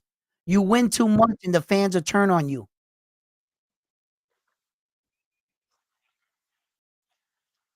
You know, the fans turned on Lloyd, he was always the villain. Tom Brady won too much, they turned on him.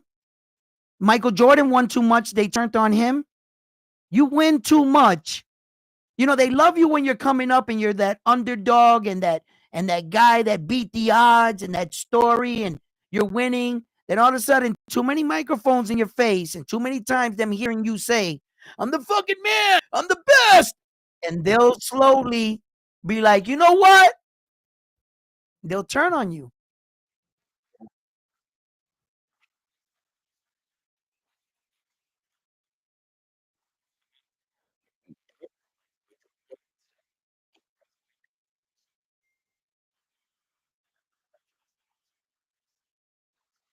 Yeah.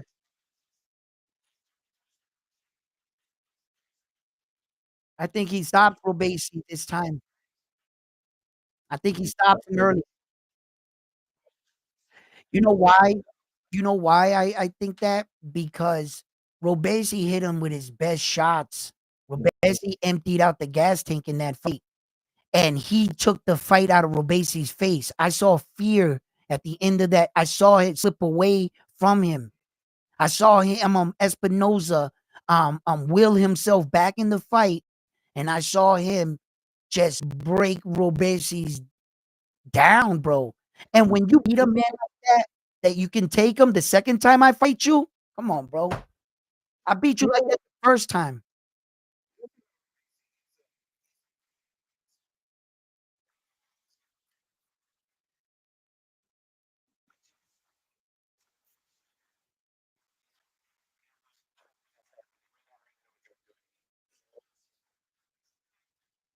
Right,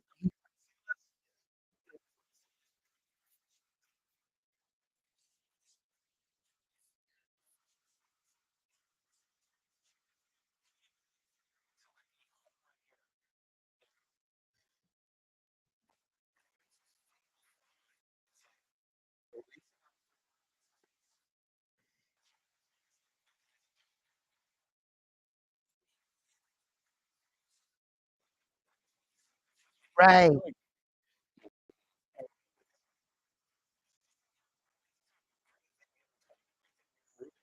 He didn't respect him. Distance.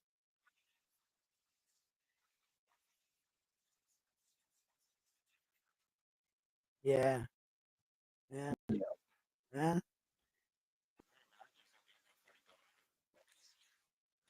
yeah.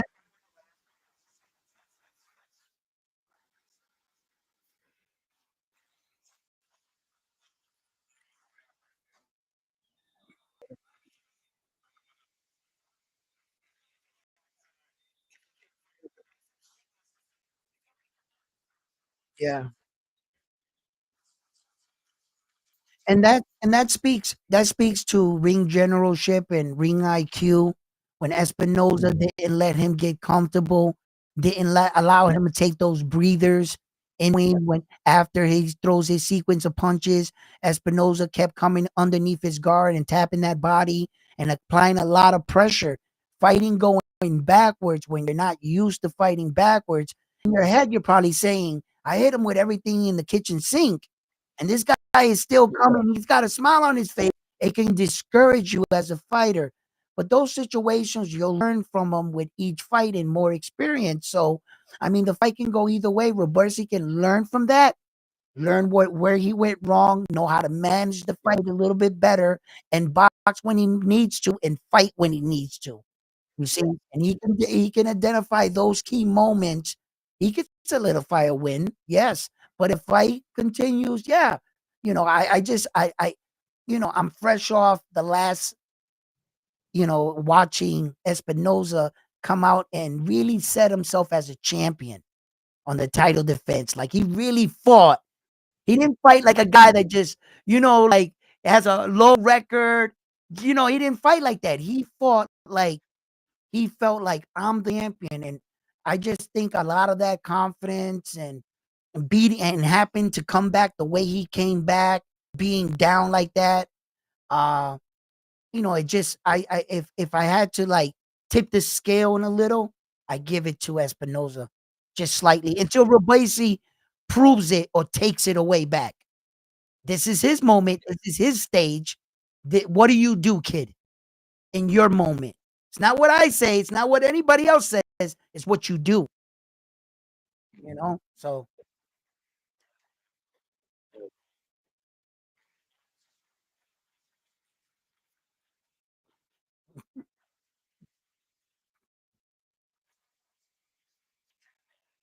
come on.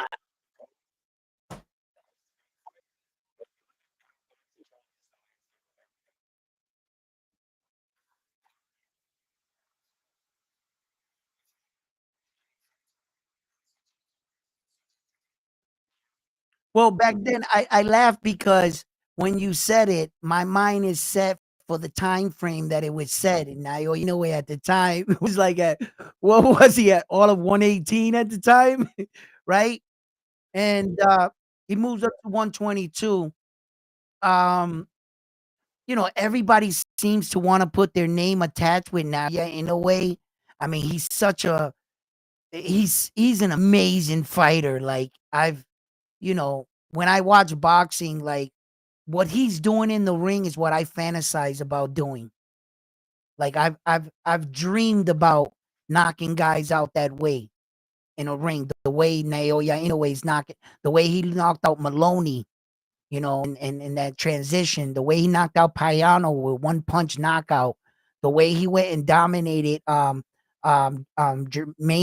Jamie McDonald, the European champion that never been knocked down, champion for 4 years, undefeated for 10. He knocks him out in one round.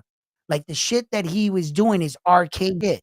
That's the stuff you do in a video game, Naoya anyway. well,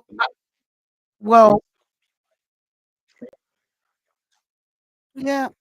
Well, Naoya anyway got a lot of those. He got a lot of those. That's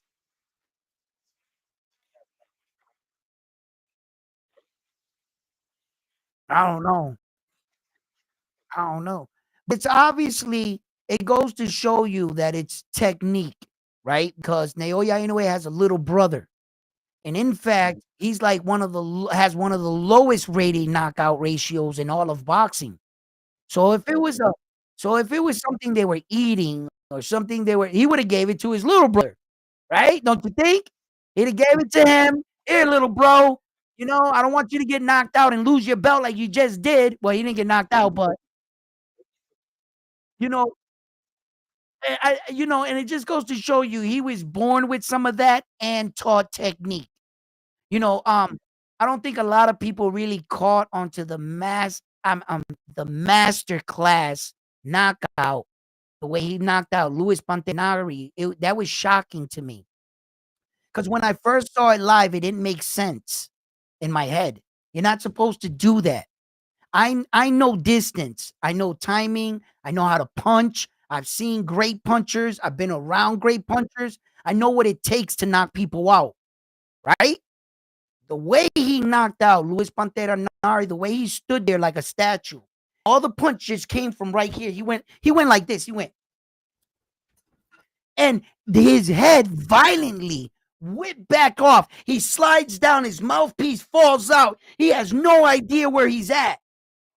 When Tank Davis hit Frank Martin with that same sequence, Tank threw the punch like everybody's taught to. You follow through with your waist, you twist with your hips, you raise your back foot like this, and you snap it, right? And then you know that he did that because once hit Frank the Ghost Martin, his momentum went forward. He stepped over him because Tank's body was going forward. He was throwing everything into the punch.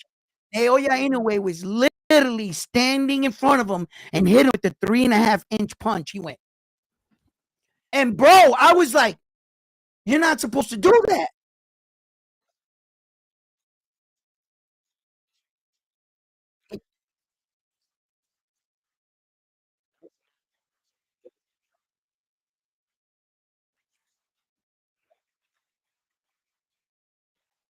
Yeah, I'm talking. Yeah, but I'm talking about mechanics. The mechanic of the way he threw the punch, not the knock. I've seen 100 knockouts in my life.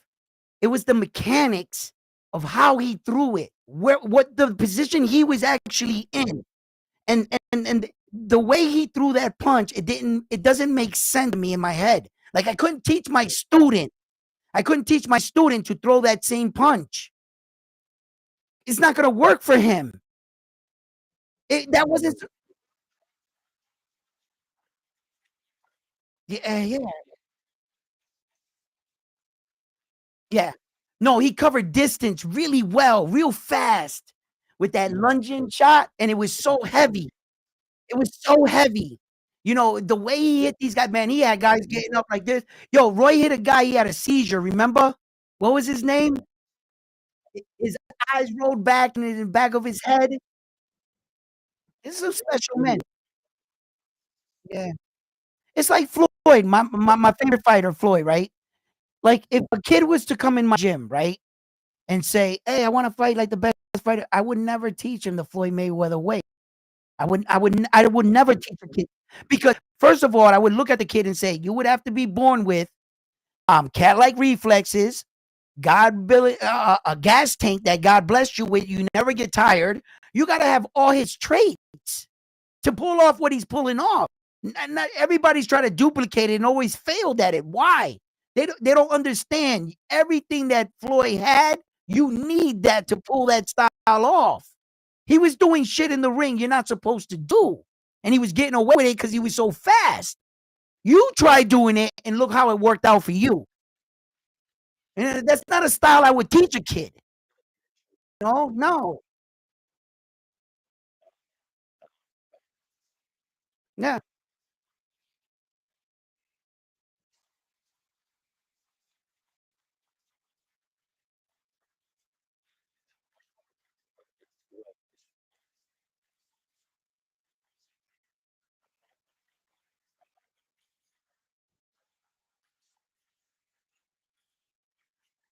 and that's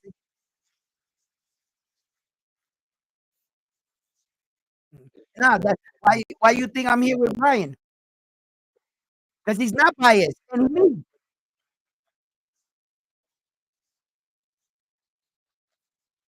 Right.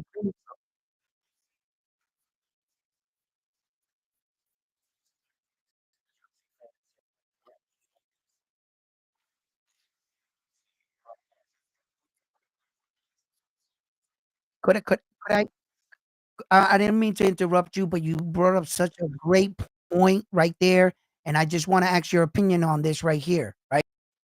In fact, we as, like, American like me, myself, from a young age, I was brought up to always pick my favorite team. I didn't always realize this, but until now, until boxing made me realize this, that when I'm watching the 49ers play against the Patriots, they're both American teams, and I'm picking a player out of that. We're only competing against ourselves. So we're programmed to attack each other. Boxing is a global sport where we're representing our countries and we're bringing belts back home. The Japanese got 10 titles. They're winning right now. Our highest champion is Terrence Crawford at 154 for the Americans. That's it. And in the fair competition, we compete against everyone, right? But we're so taught as Americans to attack each other, to talk shit, American player that's in front of you. So when it comes to boxing, I don't think that. We don't identify that boxing is actually like the Olympics. We're competing for the gold medals. That's exactly what it is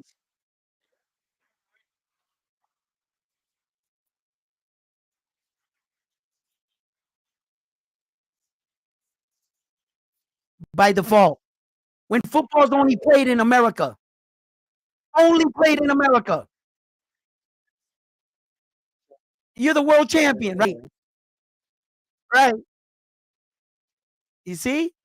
So like when you said that, it made me, thinking I didn't want to. I'm sorry, but I just no, and then we're like I'm Americanized. I've been here my whole life and I've seen so many things. It's hard to impress me. It's legitimately hard. I've seen Sugar Ray Leonard. I saw Roberto Duran. I'm a young puppy. I might look good, but I'm 50. All right. All right. So I've been around for a little while and I've seen some of these great fighters. So I'm not easily impressed. So when I started seeing the tanks and everything, I had to learn. Listen, stop comparing them to your old favorite fighter and enjoy what we have. That's the only way you're going to appreciate the sport, Edwin. And I said, what? You're right. And if I love this sport, stop comparing these fighters to Sugar, to Floyd, to Felix Trinidad. They had time that was their moment. This is Camille Moten's moment. This is the Keyshawn Davises, the Abdullah Masons that are coming up. Man, I can't wait for that boy to be a champion, you know? But in order for me to see their greatness, I had to let go of them in order to see them develop.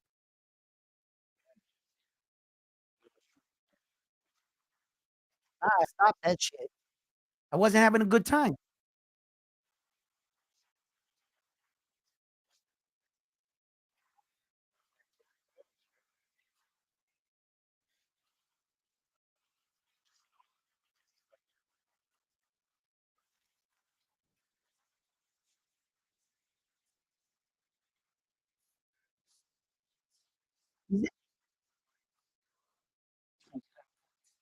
Yeah. Hey, Morgan, I tell you what though, right? Technically, Usyk is actually a big heavyweight if you were to put him in the Tyson era, right? He would be a big heavyweight among these behemoths of men at 6'9", like, you know? He's actually a decent sized heavyweight, but because of the fact that we have these gigantic freaking men that the Dante Wilders of the world, he looks small, but skill wise, though, he knows what he's doing.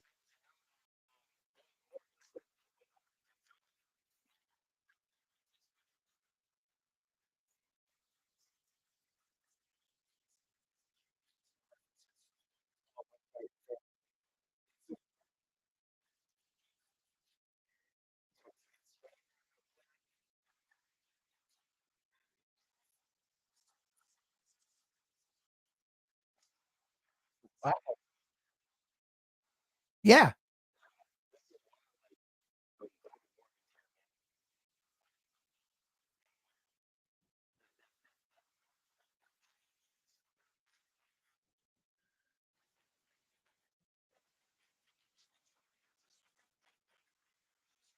Well,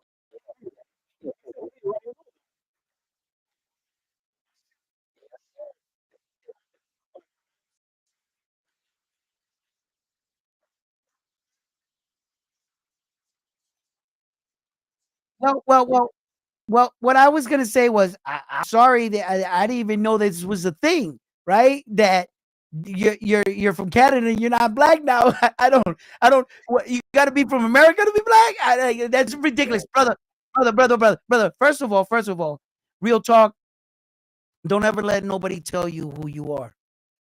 You don't let no one determine who you are. And as you speaking it publicly, I know that you're addressing it that way. As far as that goes, brother, that's just ridiculous. Canadians, Americans, Chinese, Japanese, you're human. You know what I'm saying? You're a man, I'm a man. You know what I'm saying? And when men start looking at each other as men, rather than always putting these lines, we're always going to have these dividing things. That's why I'm sure my man Morgan wrote a book to tell points about how he feels. And now the world got you feeling a certain way and asking if you're black enough or whatever. I'm like, listen, brother, nah, don't, but I get it. I already know your answer. I know what you feel inside. You're just asking me a general question, and I'm bringing it back to you. It's like it's fucked up that the world got you feeling like that. like, yeah. Like, what the fuck? Like, right?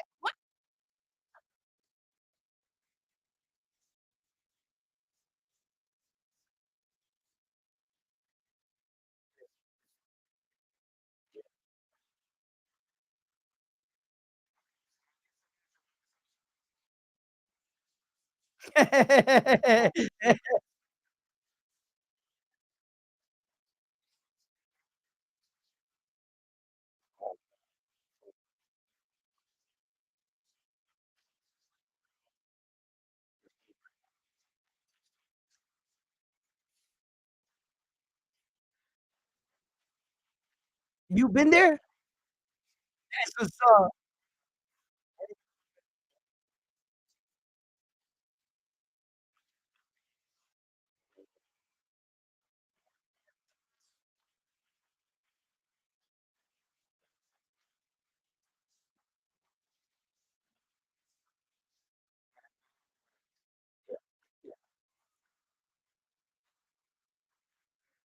Hey,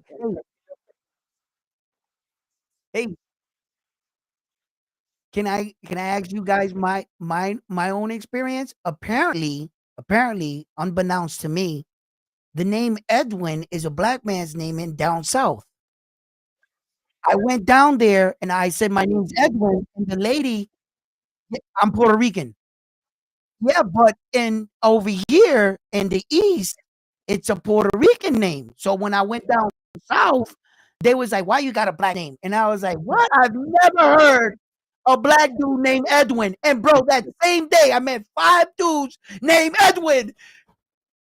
Yo, I was like what the yo, man, but yeah, I know a lot of Dominican dudes named Edwin. Look at Eduela Santos, for instance. The boxer, go. But I went down south and yeah, yeah, yeah, yeah. But I went down south and the lady was like, "I've never seen a Puerto Rican man or Latin man with the name Edwin." And I was looking at her, I was like, "Man, where I come from, they're a dime a dozen." Yeah.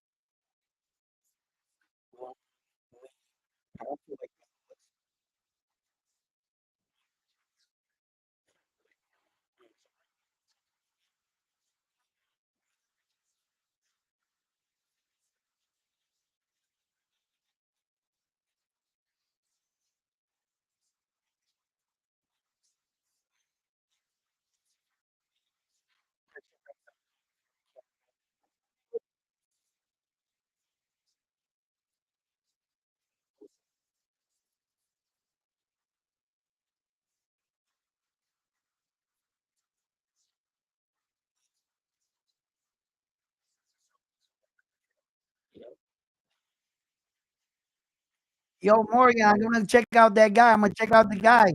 I'm gonna go check him out. Where can I find a copy of your book?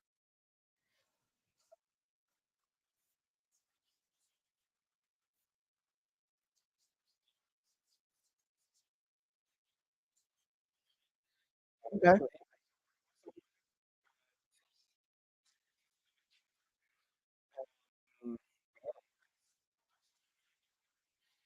And that's the book behind you. It says my fighting family, Morgan, right there.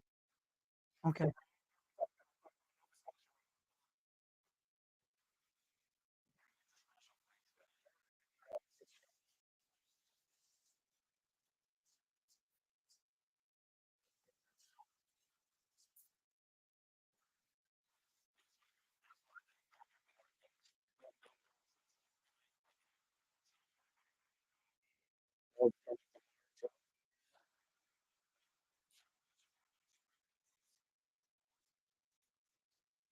Wow.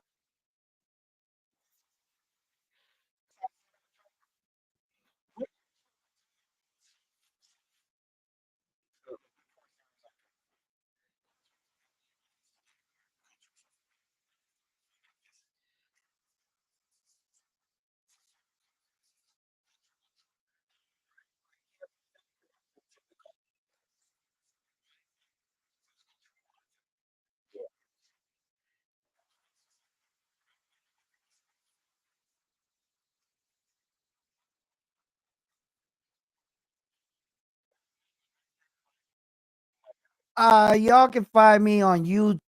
That's Round One Sports Talk. You can find me on Facebook, Twitch. I go on almost every night live between the hours of 8:30. And then sometimes I do a recap of all the fights on a Sunday. But you can find me there, Round One Sports Talk. Me? No. See, my right. I'm on. Yeah, I'm on YouTube. Mainly on YouTube. I started on YouTube. Yeah, I started my channel on YouTube, but like, I'm not as good computer savvy all the time, and I'm out here in the boondock by myself in my house, and my wife goes to work, and she says every day she's gonna help me. I know she's hearing me in the next room, but she never does, and she never connects it for me. And I was never that type dude, but I'm learning. I'm learning. I get frustrated every day because what I did was when I didn't know anything about YouTube, I made 3 Facebook accounts.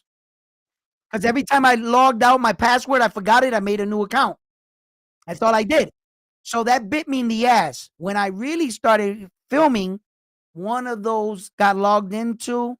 I was filming, didn't know it was going to a certain one, was telling people to go to this one. I was all over the place. I was all over the place. So I slowed down and I locked what I know how to do. I know how to do YouTube. I know how to do Facebook. I know how to stream to Twitch. So now I just gotta be more with the content. But I'm trying. I'm trying, and I'm just like you, Ryan. You know what I mean? Just two brothers talking passionately about the sport we love and we enjoy as fans, and we try to be unbiased. And we don't really got a horse in the race, but every now and then we allow them to draw us back in into the argument and draw us back right. And when we're trying to stay cordial. But hey, Ryan, I one more thing. did your brother fight yet, or hasn't?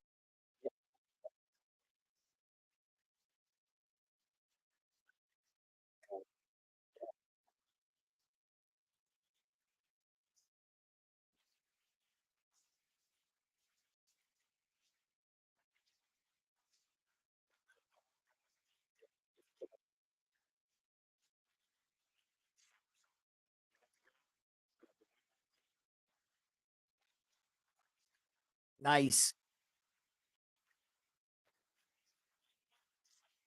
Okay.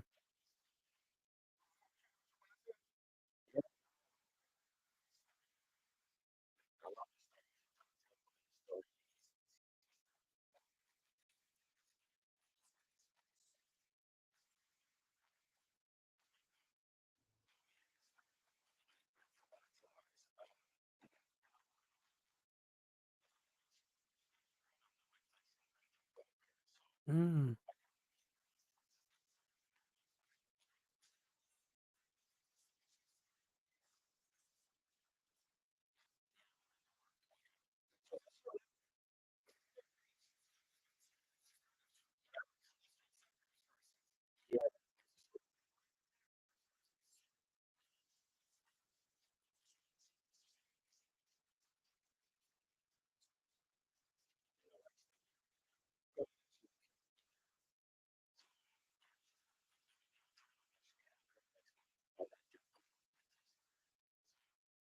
Yeah, I wanted to know. I was curious about your brother. I was like, wait a minute. When I get on, I want to ask him. I was like, so yeah, man.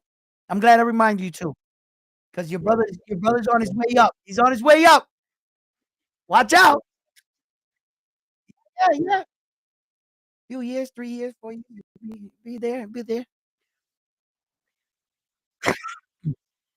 Absolutely. Hey, one more thing. When bro gets famous, can I get an interview? That's all I'm saying. Yeah, I mean? Hey, Morgan, you're the man, bro. I'm gonna check the fighter out. I'm gonna see if I can check your book out. And nice to meet you, Ryan. It's always been a pleasure, my man. Listen, anytime, Ryan. I left you my number on the Messenger Instagram thing, my phone number. Okay, so if anything and anytime, just give me a call. All right, all right, brothers.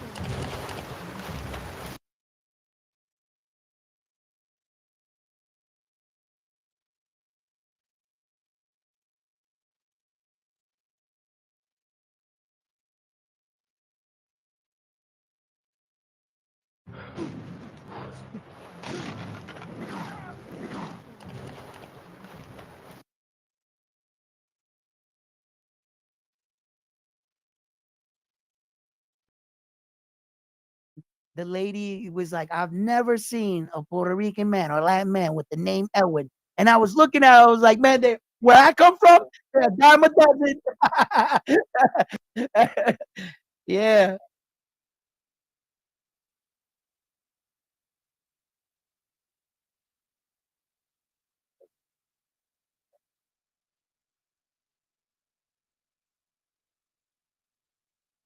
that's a real belt Tank got now.